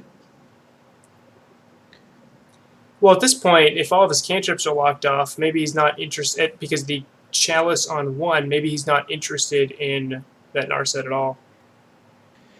Yeah, that's potential, like all of your cards. But like here, you have to shoot it, right? Otherwise, you don't draw the card. Or maybe he just doesn't care. He's just going to keep going face, draw a card of this Manamorphose. All right. Okay, did kill it. What are we worrying for? So missequencing there then, because he... Oh, look, I think he just laughed and figured out his Damping Sphere. Does not work with these Cascade Bluffs. And Word of Invention is no longer a castable Magic card. You can see him shaking his head. Uh-oh. Oopsies. And there's that actually kind of helps Susurus a little bit here, right? Potentially. I think that there's such a likely chance that Susurus dies if that goes through that you have to just let your Spellskite get bounced instead. So I think that's why we saw the redirect there on Spellskite instead of just letting it happen and then trying to whir. Because, like, this Aria Flame, you have to only get 8 spells across, and it's not that many when you're talking about the Storm deck. They're trying to storm up to 20. So 8 spells is laughable. This is going to be a remand. We're going to pick this up back up. This game is really based on how high Aria of Flame can get. If it can get to like 7 or 8, this game is going to be over. So you only have to cast 8 spells after you cast an Aria Flame from 20, I believe. I believe it's 8. I believe the number's 8. And so all that has to happen is Cyrus, for the rest of this game, and that was spell number 4, he has to, spell number 5? Spell number 5. He needs to cast like 3 more spells, right? He deals 6, then 7, then 8, and that should be lethal. So Sasser's 3 spells away from dead unless he can find a way to get this. He needs blue mana. He needs a way to get blue mana to whir to give himself Hexproof. That's the only out. This Damping Sphere is putting a hurting on him right now by locking out his mana. You can see him smiling. He knows it. Yep, he knows that he he's had still it. Just he's still just shook that this Damping Sphere is locking down his mana. Oh man. Oh. Ooh. That Abrade lets this opt actually draw cards. So yeah, we're gonna see this Welding Jar happen. Still, that's the 6th spell. 2 more. That's all right. 1 more. We knew about that opt. It got remanded. Yeah, there'll be 2 cards. By the way, that opt remand line was really sweet. Yeah, I mean, giving yourself another spell guaranteed. So powerful. And you can see, Sasserus, all done, very dead. And that's the end of it. I mean, Aria Flame, you got to see just how good Aria Flame is against these person strategies. And honestly, that was one of the reasons I really liked Aria Flame and Izzet Phoenix, is like when Whir Prison was a deck for a little bit, if you remember that deck was picking up. Yes. One of your best cards in the matchup was Aria Flame, because it dodges Ensnaring Bridge, it dodges like the Chalice on 1, which they usually try to rely on to kill Phoenix, like it's just usually lights out. So all of these like hate pieces, you're like, okay, here's my 3 mana enchantment. Now all my spells, even if they don't kill you, I only need to cast 8 spells for the rest of the game, and you're dead. And you can't Pit and Needle that. You can't, there's nothing you can do. You can't Spellskite it. Right. It's just like very, very good against these Ensnaring Bridge strategies and these, these Chalice strategies, because the spells still work. Yeah, Narset. It kills Narset. It's very, very good against Narset. Planeswalkers. So When I first saw that the adaptation for card Storm. killed my Liliana of the Veil, I was very, very sad as a green-black yeah, mix that's a player. good one in the Storm Yeah. matchup and in the Phoenix matchup. So next match, we have a special guest that will be joining us, taking my seat. A very, very special guest, which will be a surprise, sitting next to Drake. Drake doesn't even know who this special guest is. So, spoiler alert, it's somebody who's very integral, very important to the Modern Streamers League. So just want to point out again, this is a charity league. Check out the charities right below, A21 and Cancer Research Institute. We are sponsored by Card Hoarder and Card Kingdom. We have one match left for this week, which will be RJ Benson against Francisco, who was on stream earlier as a commentator. They will be playing. It looks like Team Fire's already won this week no matter what, so we are just looking for tiebreaker wins to close this out. So we'll have a small break, and then we'll be back with a very special guest. So we'll see you in just a moment.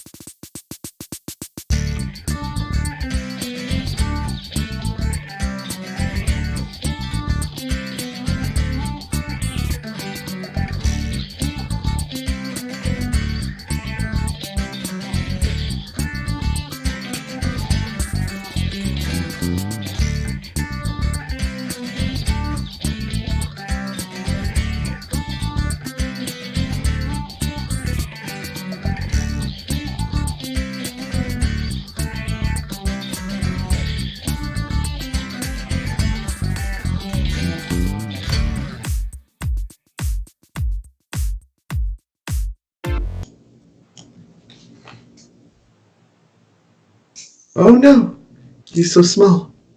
There he is. Welcome back.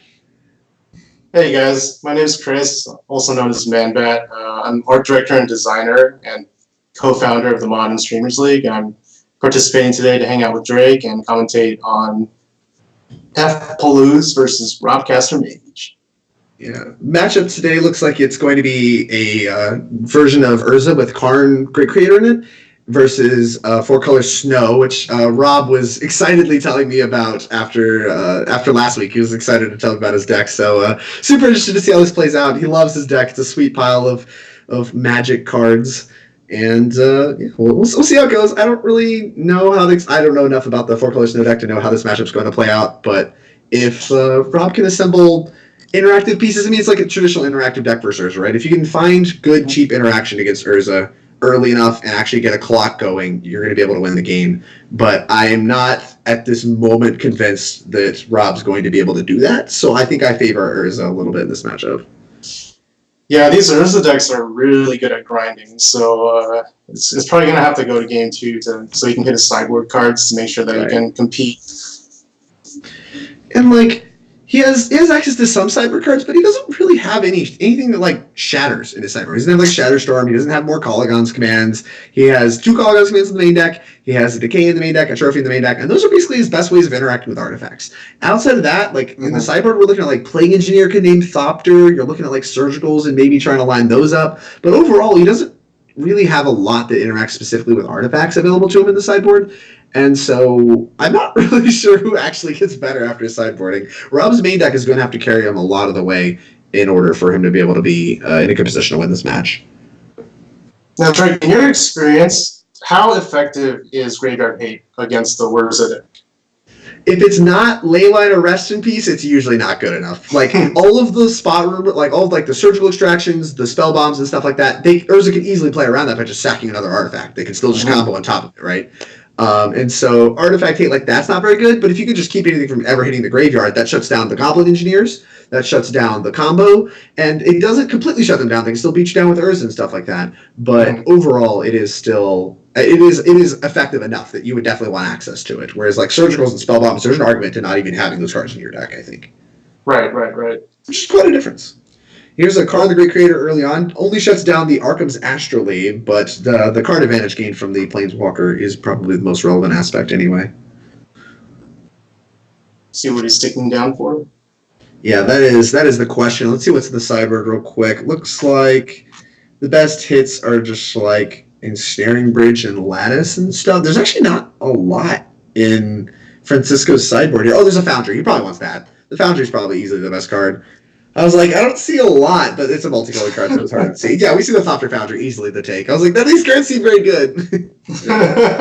Thopter Foundry definitely, you're trying to assemble the combo here, and it's going to be instrumental to doing that. No Mystic Forge either, right? That's usually a good one to get in these grinding matchups. I wonder if Robert was supposed to float blue with his Astrolabe and flash in a Snapcaster there just to kill the Karn. Like, it's not great. Oh, true. Not getting value out of your Snapcaster isn't the best, but actually being able to attack Karn for 3 here seems like being able to get it off the table seems important. And I don't know, maybe Robert just didn't agree because he's just planning on trying to grind out. Like, snapping that Assassin's Trophy, for instance, is like could be very relevant as well. And that Plague Engineer does ensure him from getting combo killed because, I mean, if you can't put Thopters in play, then the sword doesn't come back, so... Right, exactly. And I also like the line of flashing and snap just so that you can start putting on a clock, because it doesn't look like Rob has many ways to pressure Francisco's life total. So just having a clock early on can make a big difference. For sure. Fatal Push, not having Revolt here to be able to kill Urza immediately is not great. Force of Negation definitely being a lot worse than Force of Will, not being able to counter Urza. And, like, this is where a lot of the power of the Urza deck comes from. The card Urza itself is so powerful that even if the surrounding cast is a little underpowered, like, as soon as you cast an Urza, the game just is all about that Urza. And you can see there's a big creature in play, you know, a bunch of mana that now Francisco has access to, and we're animating the Damping Sphere. Why are we doing that? Go ahead and push the token here. I wonder why we're animating this Damping Sphere. I mean, I get maybe wanting to plus it up, But animated Davius Sphere seems strange. Maybe he's just not planning on attacking and just wanted to animate something. Yeah. Why would he?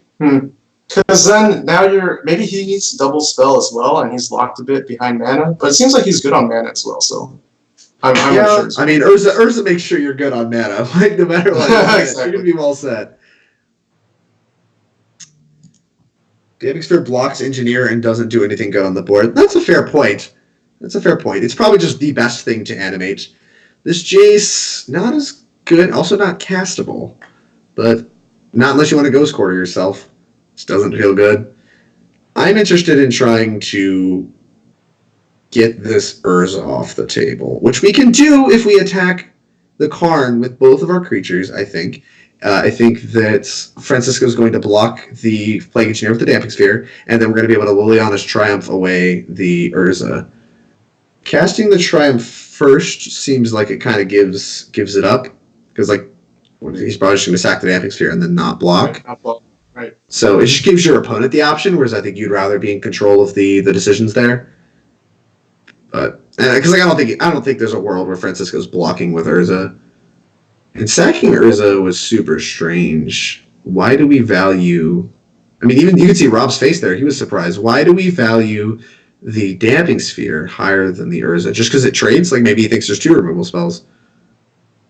Yeah, I'm not quite sure the logic behind that play. Perhaps the second Urza, but even then, I don't see the point in that. I mean, second Urza is convincing. Oh. Second Urza is convincing. It this is like the first one's not really doing a lot now that it doesn't have a token, and obviously doesn't have a lot to do with the mana. Although he could have Mind's Desire to this turn. Like he could have activated Urza. That's true. But like if you don't hit like an instant or something, it just doesn't really do a lot, so it's probably not worth your time. Like if you're not hitting like specifically Whir to go grab a 0-drop, it's just not really very good. I don't know. I think that Francisco likely knows what he's doing, and sacking Urza probably does signal a second Urza if I had to guess. But getting this Plague Engineer off the table also might be a higher priority. Oh, there's the second Urza. It makes a lot of sense. The Karn's still in play, but still can't be minused, so we're still a little bit far away from Lattice. And that's the big looming thing, right? Is if Francisco gets untapped with Karn alive and at higher than 2, he can just minus, go grab the Lattice, and be able to Lattice lock Rob out of the game. And so that's probably what Francisco's looking to play towards here with Plague Engineer on Thopter already in play. And we're probably going to see a Force Negation here. This is the Foundry that was grabbed by the first Karn down tick. And, I mean, Force Negationing does seem fine, but when you have the Thopters already locked up with Plague Engineer, opening yourself up to getting Latticed, like, that Force could have been targeting the Microsynth Lattice if you somehow can't get through, but... Right, I feel like he... Oh, no, go ahead. No. I just think that Rob clearly valued being able to keep Francisco from having a Thopter Foundry over, the potential looming Lattice lock. Right, and I feel like he might also be priced into chump blocking soon with this Plague Engineer, which might open him up to the combo again. Right. Not being able to get Karn off the table is really, really tough. Although that fetch land, being able to have this Fatal Push be active, means we get to kill the other Urza. And even around Damping Sphere here, we have enough mana that we can kill Urza, and that makes latticing, I guess, not really harder. You do have access to less mana. You still have access to 6 mana, right, with the Mind Stone? Yeah. So, but it makes it harder to, defend. Now that there's 3 creatures in play, defending the Karn is important. Being able to defend the Karn once the Lattice comes down is very, very important, because you don't have an Ensnaring Bridge. Yeah, and that is the way that, the Lattice does nothing, is if your Karn just dies. Karn also rebuys cards exiled by force. Yeah, that's pretty sick. But like I said, if Karn's minusing here, there's just another Thopter Foundry, sure. Francisco just has it all. Duplicates of everything. Duplicate Urzas, duplicate Foundries. It's not hard. We have all the things. But we just still need to answer this looming Plague Engineer before we can really, lay down the combo here. We're going to animate Damping Sphere again. We have this holding pattern, as you've seen, that's gone through multiple turns, where Rob's not willing to attack with Plague Engineer, and Damping Sphere is always there to block it, and Ice Fang's still chipping away at Karn, putting it down to 1. And we have the construct to cover the newly added Snapcaster Mage, but we are lined up with this island now to be able to Jace bounce something out of the way and officially get Karn off the table. Yeah, unsummon looks like the play right here. For sure. Now the question is whether or not you unsummon and then attack and risk losing your Plague Engineer, or if you just play it patient. Like, what if you just pass again? Like, you attack with just the Icefang Quaddle and maybe the Snapcaster Mage and just pass the turn. I would not be shocked to see that be the only two attackers. And, yeah. Makes a lot of sense. Trying to keep the Plague Engineer around. Don't let yourself get outvalued by the Thopter Sword combo, and just be patient about killing this Urza. I mean, this Karn. Karn, Urza, they're the same thing. They're part of the same storyline. The people involved in the legacy. All right, we're going to see a star sacrificed here. Sacrificing it to the Foundry does allow Francisco to draw a card anyway, the way the card's worded. You don't have to get mana out of it. So being able to sack it, gain a life, is better than the mana. And we're going to Karn plus on Mind Stone. It's the next 2/2, so it does threaten to trade with Plague Engineer. We have the holding pattern established again. We're going to attack Jace. Okay, this makes a lot of sense, because Jace could just bounce your blocker out of the way, and so the holding pattern is already broken by Jace. So the question is whether or not to block, but he does not know that Rob has this Assassin's Trophy. All right. I mean, Rob's done a great job working through all of these very powerful cards that Francisco's been presenting. That does put Rob... able to empty his hand. Yeah, well, he has one card. So the Icefang Quaddle does still ping down the Karn. But this does make Rob have to find another answer. Otherwise, he's being threatened with getting latticed again. And Force Negation covers it for now. We'll see how long that Force Negation is enough. You know what I'm saying? It's very much a Karn versus Jace game here. Do you feel like Francisco's going to go for the lattice right away? I don't... Well, he can't right now, but... No, I mean, yeah, I can't go for it right now. It depends. Like, with Jace brainstorming every turn, the game isn't getting much better for you, right? And, like, unless you have a great way to remove this Plague Engineer, I really dislike this Force of Negation. I don't like that Force of Negation very much. That opens you up, unless you have a lot of counterspells in the main. I need to look and see how many Rob actually has. Yeah, it looks like just the Force Negations, and we've been through the trophy already, so we only have 2 Kolaghan's Commands and Abrupt Decays that really interact well with artifacts. I don't like the way this is playing out. Because, like I said, you're threatened to get lattice right now. There's 0 cards in Francisco's hand. You're not attacking with that Icefang Quaddle again. How are you, what's your plan to victory here? This is your... Oh my gosh, Kolaghan's hand. What a pickup. What a pickup. Never didn't have it. And that picks up the Snapcaster Mage, right? Which is in the graveyard, which allows us to snap Assassin's Trophy. And that, honestly, is probably the lock of the game. Proving, once again, Jace the Mind Sculptor. Better than all. Busted Planeswalker. Never didn't have it. Never didn't have it. I should be lucky like Rob. That's what I need to do. Oh, man. Francisco still has some live draws, though. We're still looking at, like, for instance, like a Whir to... Is he going for it? I think he's going to go for it. It's too tempting not to. Yeah, he's got the bridge, so... Yeah, there it is. He's going to get Kolaghan's Command. Man. And that deals... What are we doing? You probably just pick up the snap and shatter the shock the Karn and pick up the Snapcaster. Yep. I don't hate it. Oh, excuse the train. I'm sorry.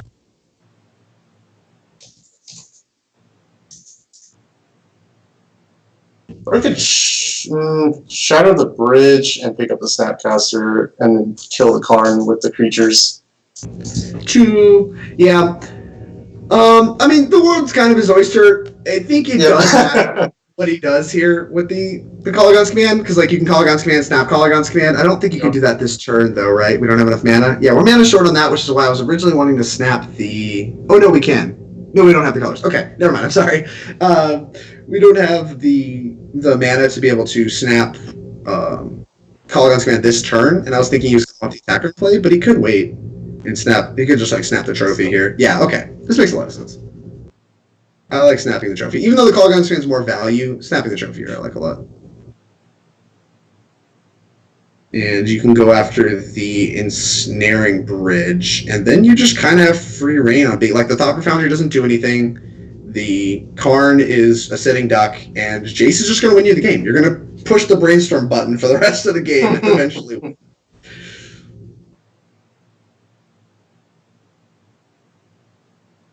Never mind whoops. Oh, that's right. With Lattice in play, you could have floated the mana, right? Because the land's tap for Penta.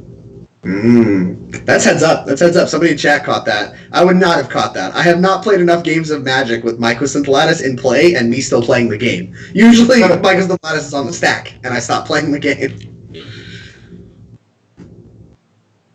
Yeah, Francisco, this did not pan out well. And, I mean, Rob drew quite well. I mean, Jace the Mind Sculptor does look at 3 cards a turn, so it is not completely shocking. This isn't like, an insane bout of variance, but it is, like I said, Rob is very light on cards that interact well with Urza, and we've seen multiple of them. We've trophied, we've snapped trophied, we've managed to counter 2 things, and we've Kolaghan's commanded. I think that's what the game has to look like when Rob's winning. Like, it has to involve a big combination of those cards. For sure. Definitely. And the Plague Engineer just locking him out the entire game, unable to combo.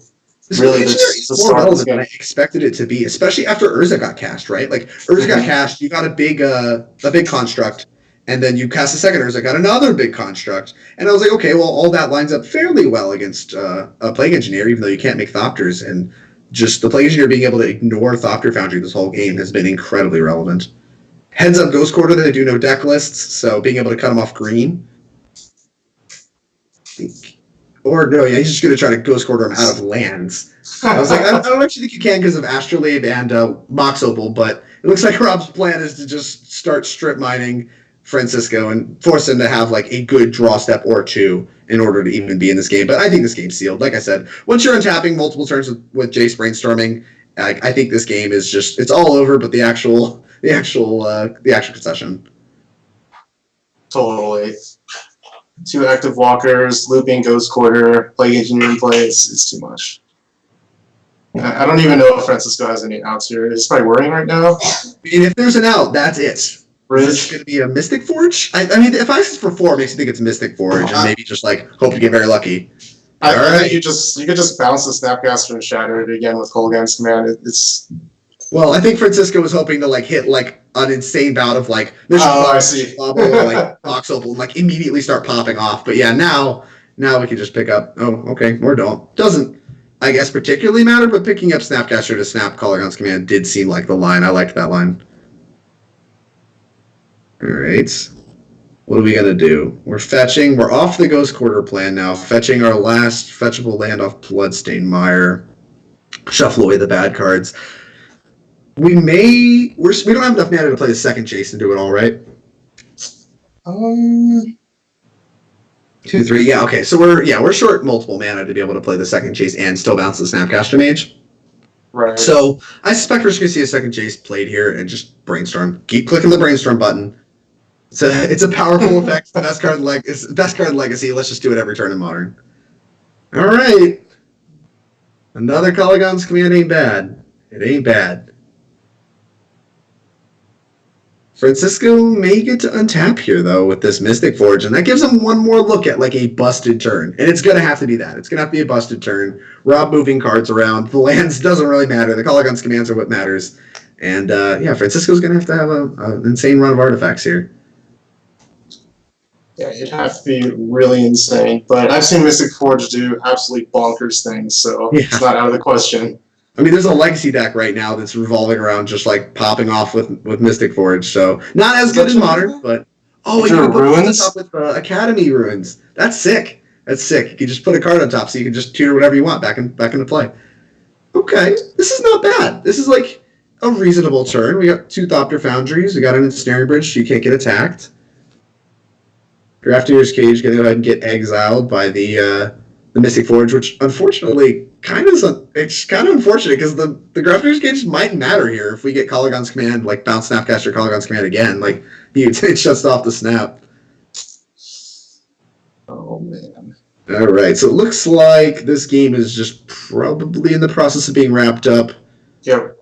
Rob's still back on the strip mining. That turn was powerful, but I don't think Francisco's getting another turn with this Mystic Forge. And with the Force backup. Yeah, and the Force backup and another Snapcaster. This game is now sealed. I'm convinced this game's now over. It's all over but the clicking. And so we'll see exactly how long Rob wants to take to click. He can do basically whatever he wants. He can strip mine all his things. He can blow up all his things. It's whatever. The world is Rob's oyster. And Rob and his 4-color snow deck. Yeah, okay. Francisco's had it. He doesn't want to play no more. Oh, man. You could just perform random game actions and still Rob's super far ahead. Have to make decisions at random at the stage of the game. Oh, all right. So Plague Engineer after that performance, definitely want to bring that one in. The Narsets and Dreadbore. I like the Dreadbore against the Karn variant of this deck. Karn, as we saw, got a lot of value. I like Thoughtseize. I don't love Surgical Extraction. I actively dislike Liliana's Triumph. And I actually don't hate the Spell Bombs. The Spell Bombs, being able to like just cycle it and draw a card seems good enough to me. It can counter like Goblin Engineers if that's something that Francisco's doing, but I do not think he is. He is not. There are no Goblin Engineers on the list. So like the Spell Bombs, the Graveyard Hate aren't awesome. I don't know if they're better than some of the cards already in our deck though. Like we have some pretty miserable stuff. The Push has got to get out. The Astrolabes aren't great against a Karn deck. And like I said, the right. Like at all. Yeah, I don't see what that's for. Is that just in the case that he has an Urza and you can get rid of the construct and make him sack Urza? But I don't see the value. If he has a Psy or a Thopter Foundry in play, that play's automatically invalidated, right? Yeah. And then the Hill Spellbombs actually being shut off by Karn might make them not good enough in my mind too. Like Karn is just like making Karn better against your deck doesn't seem where I want to be in the sideboard game. So I don't think I would actually board in any of the Graveyard Hate, which you see the Surgicals got removed there. I don't love the Narsets, but I think they're good enough at finding your artifact interaction pieces that they're worth having in the deck. Ice-Fang Quaddle is not great, but maybe it's better than something else because it can sometimes pressure a Karn. We're really picking at scraps here. These cards are not set up for the matchup. You're right, exactly. One thing I've been seeing with the more stock Urza lists is they actually board into a lot more threats and board out combo pieces because they're expecting the influx of hate and the influx of Graveyard Hate, artifact hate. So they have things like Tezzeret to just completely go around all that and sidestep all those issues. Yeah. I think Dreadboard does a good job cleaning that up. Right. And it looks like Francisco has like a Psy in his sideboard as part of that plan. Probably some Thoughtseizes that he's interested in being able to like take some of the relevant cards. Because like we saw in game one, Rob has a lot of trash and then some very, very high impact cards in his deck. And so a lot of the game is about finding those high impact cards, which we have multiple of in our hand here, and line them up with Francisco's best cards. So if we can just line those cards up, we're in good shape. And so yeah, like what pieces of trash you have in your deck, not super relevant. But the Thoughtseizes out of Francisco are going to be higher impact because they're going to hopefully take, like for instance, if you Thoughtseize Mirror, you get to take the Colligon's command, and then suddenly the hand is like demonstrably worse, right? Right. It is red and 6, so he'll probably never miss a land drop, or maybe he will. Oh yeah, Pithing Needle good against red and 6. I don't think this feels like bait to Colligon's command a Pithing Needle, and I'm not sure I'm willing to buy it. We can make our land drops. I don't want to Colligon's command this Pithing Needle. I really, really don't. Ugh. Rob disagrees. Pretty aggressive. It is aggressive, and it shows a lot of value in red and 6. Like, if Rob's plan for this match is to I'm really small. If Rob's plan for this matchup is to ultimate Ren and 6 and be able to just retrace Colligon's command every turn, that is a plan. I don't know if it's a realistic plan, but it is a plan that would lend itself to making that play.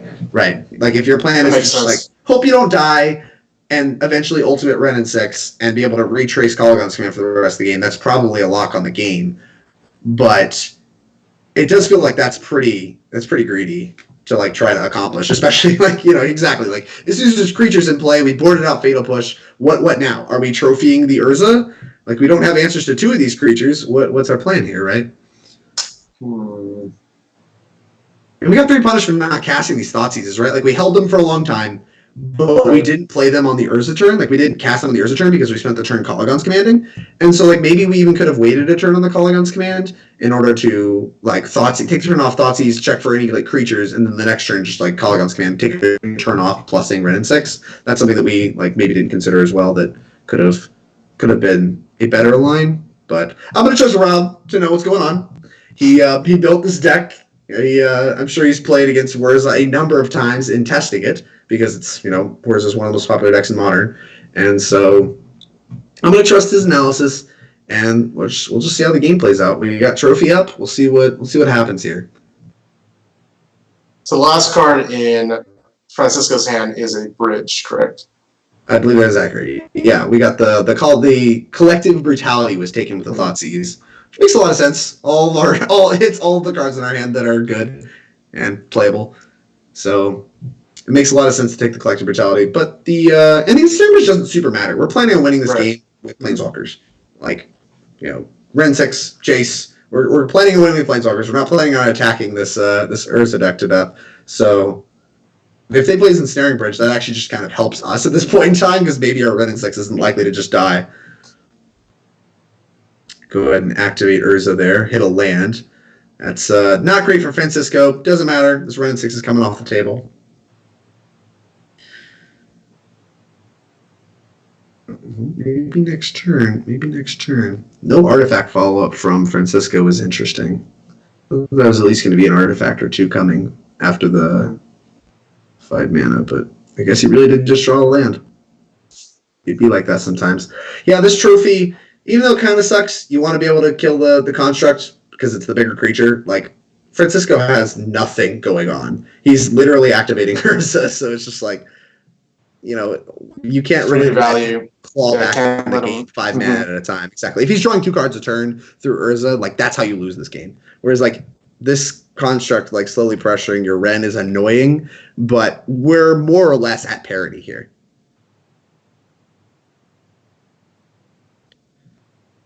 Attack at Ren. Once again, like I said, at parity. Doesn't look like there was a super high impact draw from Francisco. Could be a whir. Not tapping any mana or playing a land does maybe signal a whir. Like, that's a lot of mana to not have access to not be whirring, right? Mm-hmm.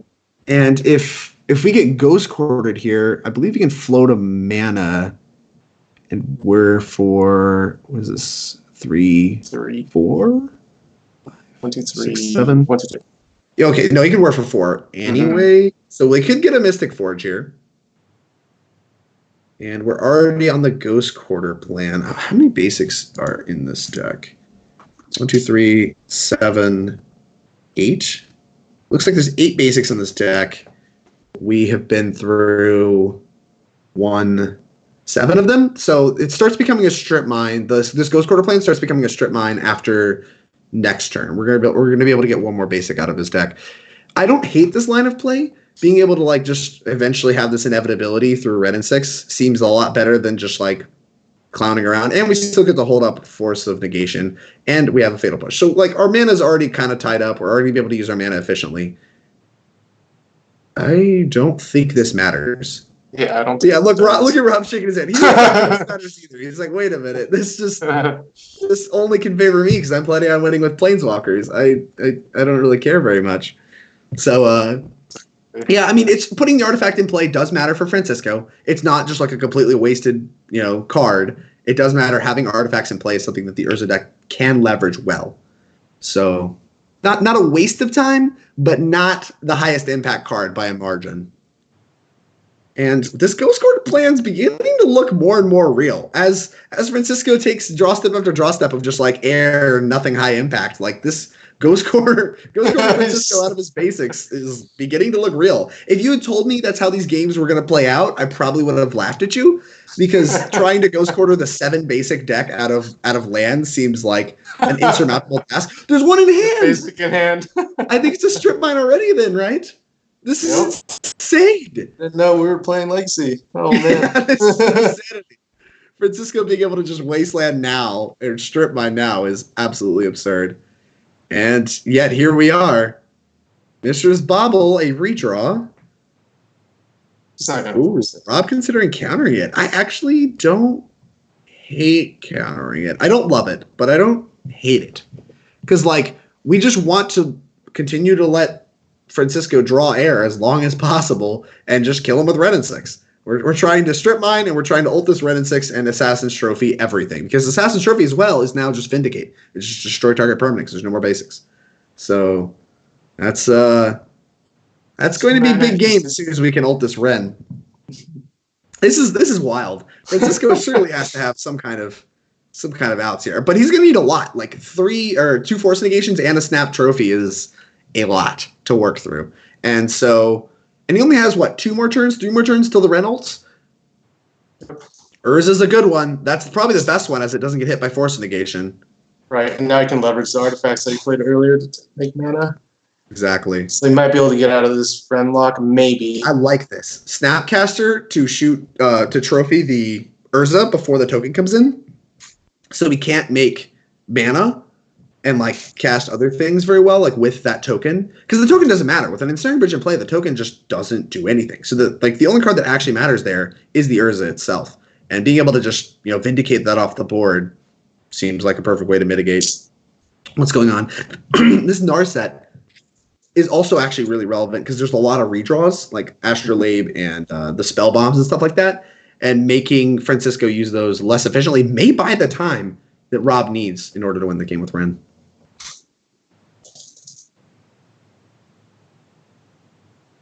Yeah, would I counter opt? I would probably counter opt. I would counter opt. And just ticking down and getting a look at 8 looks and 2 cards is just going to pull him way far ahead right now. Picked up a Triumph. There's just so much air in the Urza deck at this point in time because Francisco's so low on resources. I really want to buy as much time as possible. So being able to invalidate draw steps with force negation is something very attractive to me. All right, Ren and 6 going up to 7 next turn. Ult's at 7, so we got 2 turns. And honestly, we may not even have to ult because the trophy is no longer in our graveyard, and we're just the Ghost Quarter plan's working. Might as well keep it up. Yeah, how many basics does Francisco actually have left? He has 3 snow-covered islands in the yard and a swamp, so that's it, right? We're Ghost Quartering. Right. We've been Ghost Quartering for a while now. The Assassin's Trophy was a Vindicate. There's no more basics to be had. What you see is what you got. And this Academy Ruins, yeah, we're not going to see him activate. The artifacts in the graveyard aren't terribly relevant. The Star doesn't really get around Narset. Another Ren and 6 is actually great. Ironically, that's probably one of the best things we could have hit because it lets us keep the train of retrace going after we ult this Ren. So we can ult this Ren on 7, play the second Ren, and just keep that train up. This I think, has to be force negated because it is the best draw step, and this does give a window.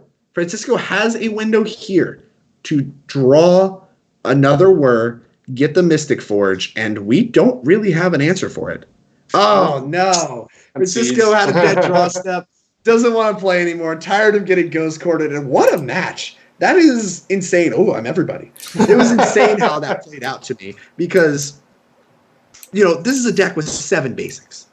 If there was 2 basics, I could buy, okay, let's Red and 6 people. And, we're going to win the game through just starving them of basics. And they're not going to have mana. But we're doing that against a deck with 8 basics? Are you kidding me? That takes 8 turns before they even stop grabbing lands. That's insane to me. I can't believe that it's 2019. Hogak was just banned. And Ghost Quarter, locking somebody without a Crucible of Worlds, without a Ramanak Excavator, without an Azusa, without a Knight of the Reliquary. I mean, we're talking the bluest deck you could get, just Ghost Quarter locked Francisco. And I know Francisco knows what it's like to be Ghost Quarter locked because he plays Amulet. That's how that really janky Value Town deck would beat Amulet. And it's also something that Amulet can do to other decks with Crucible, Ramanop, Azusa, Ghost Quarter. But man, I've never seen a blue deck Ghost Quarter someone to oblivion. That's how powerful Ren and 6 is.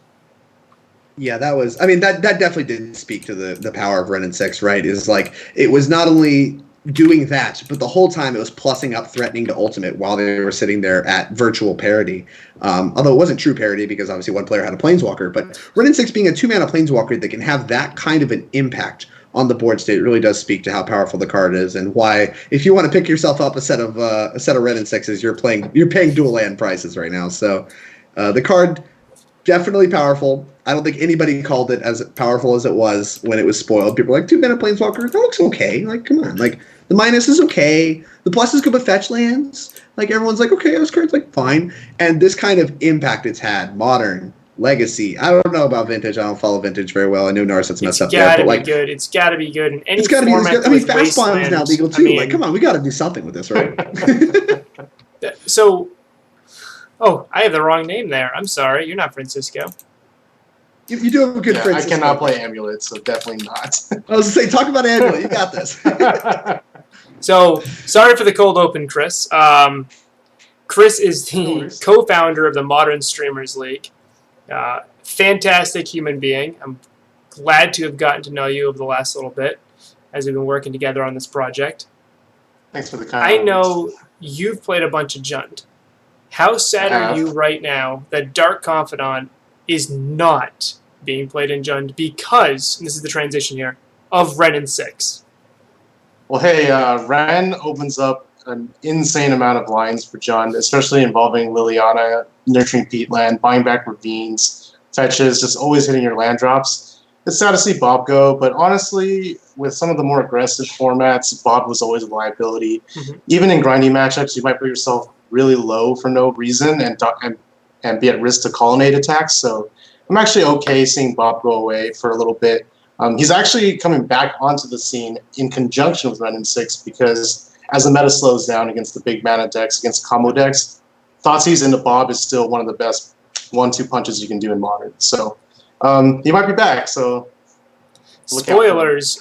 So we all have to submit brand new Modern Streamers League deck lists. That deck list we're submitting will be for weeks 3, 4, and 5 to finish out, or 8, 9, 10, to finish out the entire league. I am going to be submitting a deck with Dark Confidant. My man. Yeah, Confidant back in business. How many are you playing? 4. Because to be honest, without playing 4 Dark Confidant, why play any? I've seen some people play 3 and they're like, oh, I don't want to draw multiples. Why don't you want to draw multiples of a card that literally says you win the game if this card is not dealt with? Like, against any grindy field, if Dark Confidant lives, you win the game.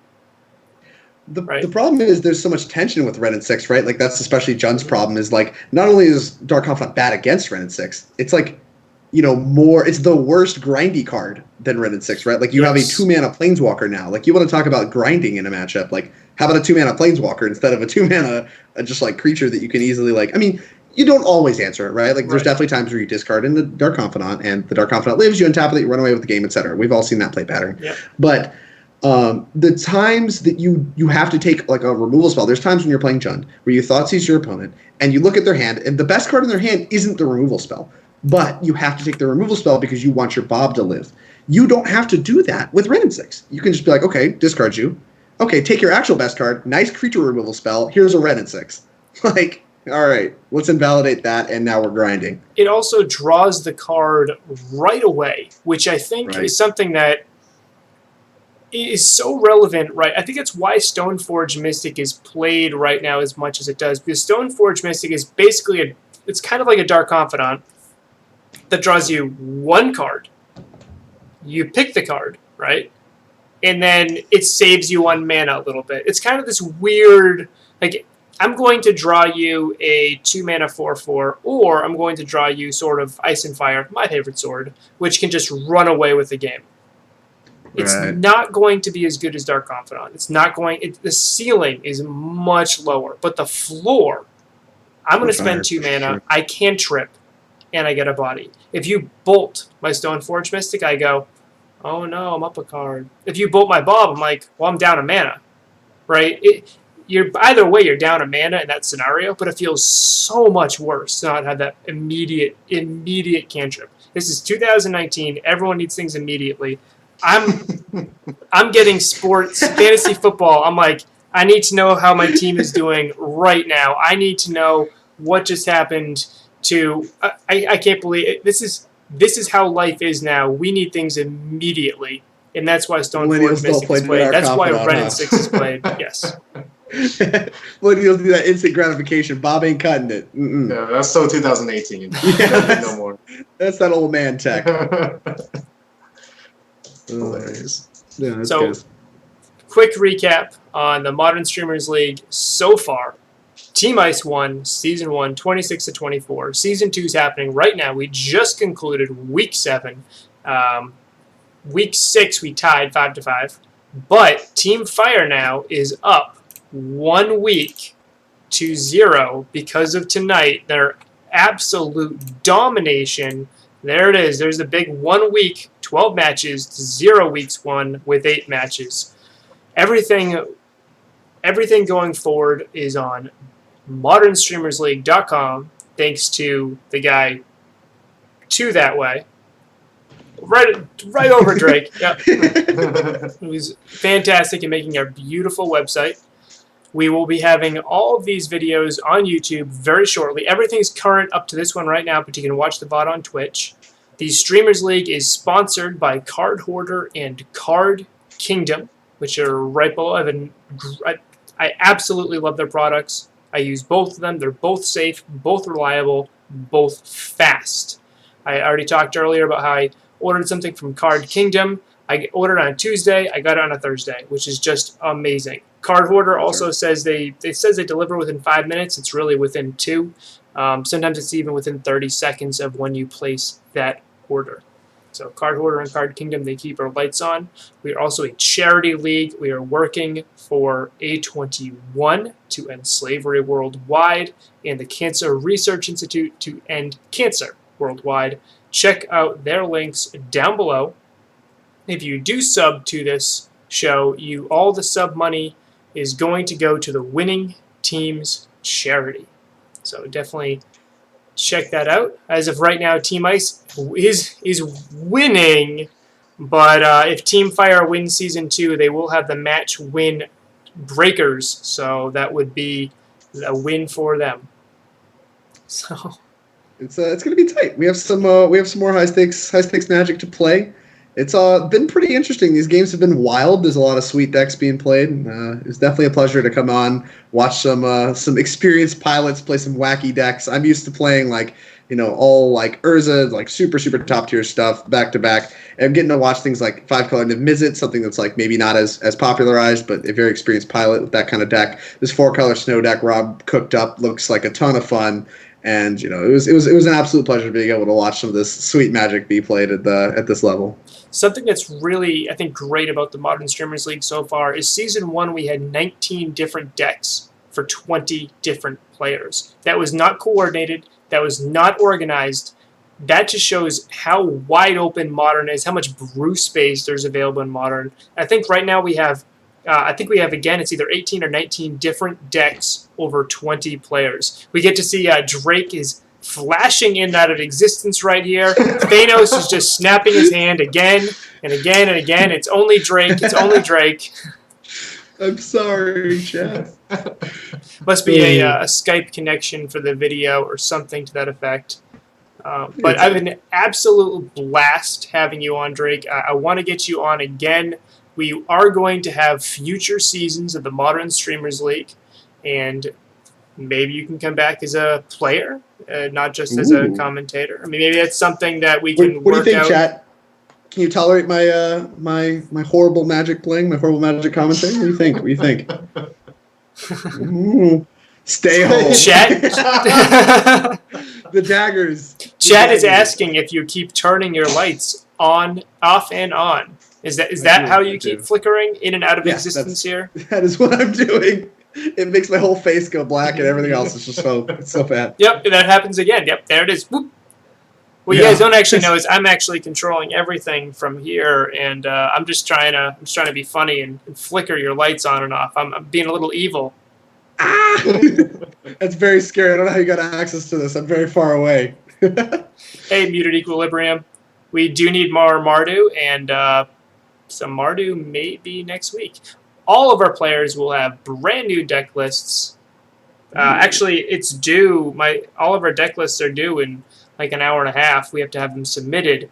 So I will be locked in right after this stream, and we're gonna have brand new deck lists for the last 3 weeks of Season 2 of the Modern Streamers League. So you are going to see some wild and crazy deck lists.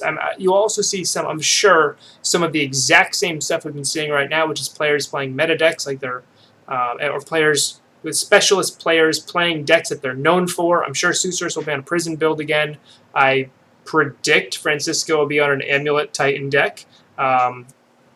Different things like that. I assume Catlight is going to be back on Spirits, and now that Spirits are viable once again. Yeah.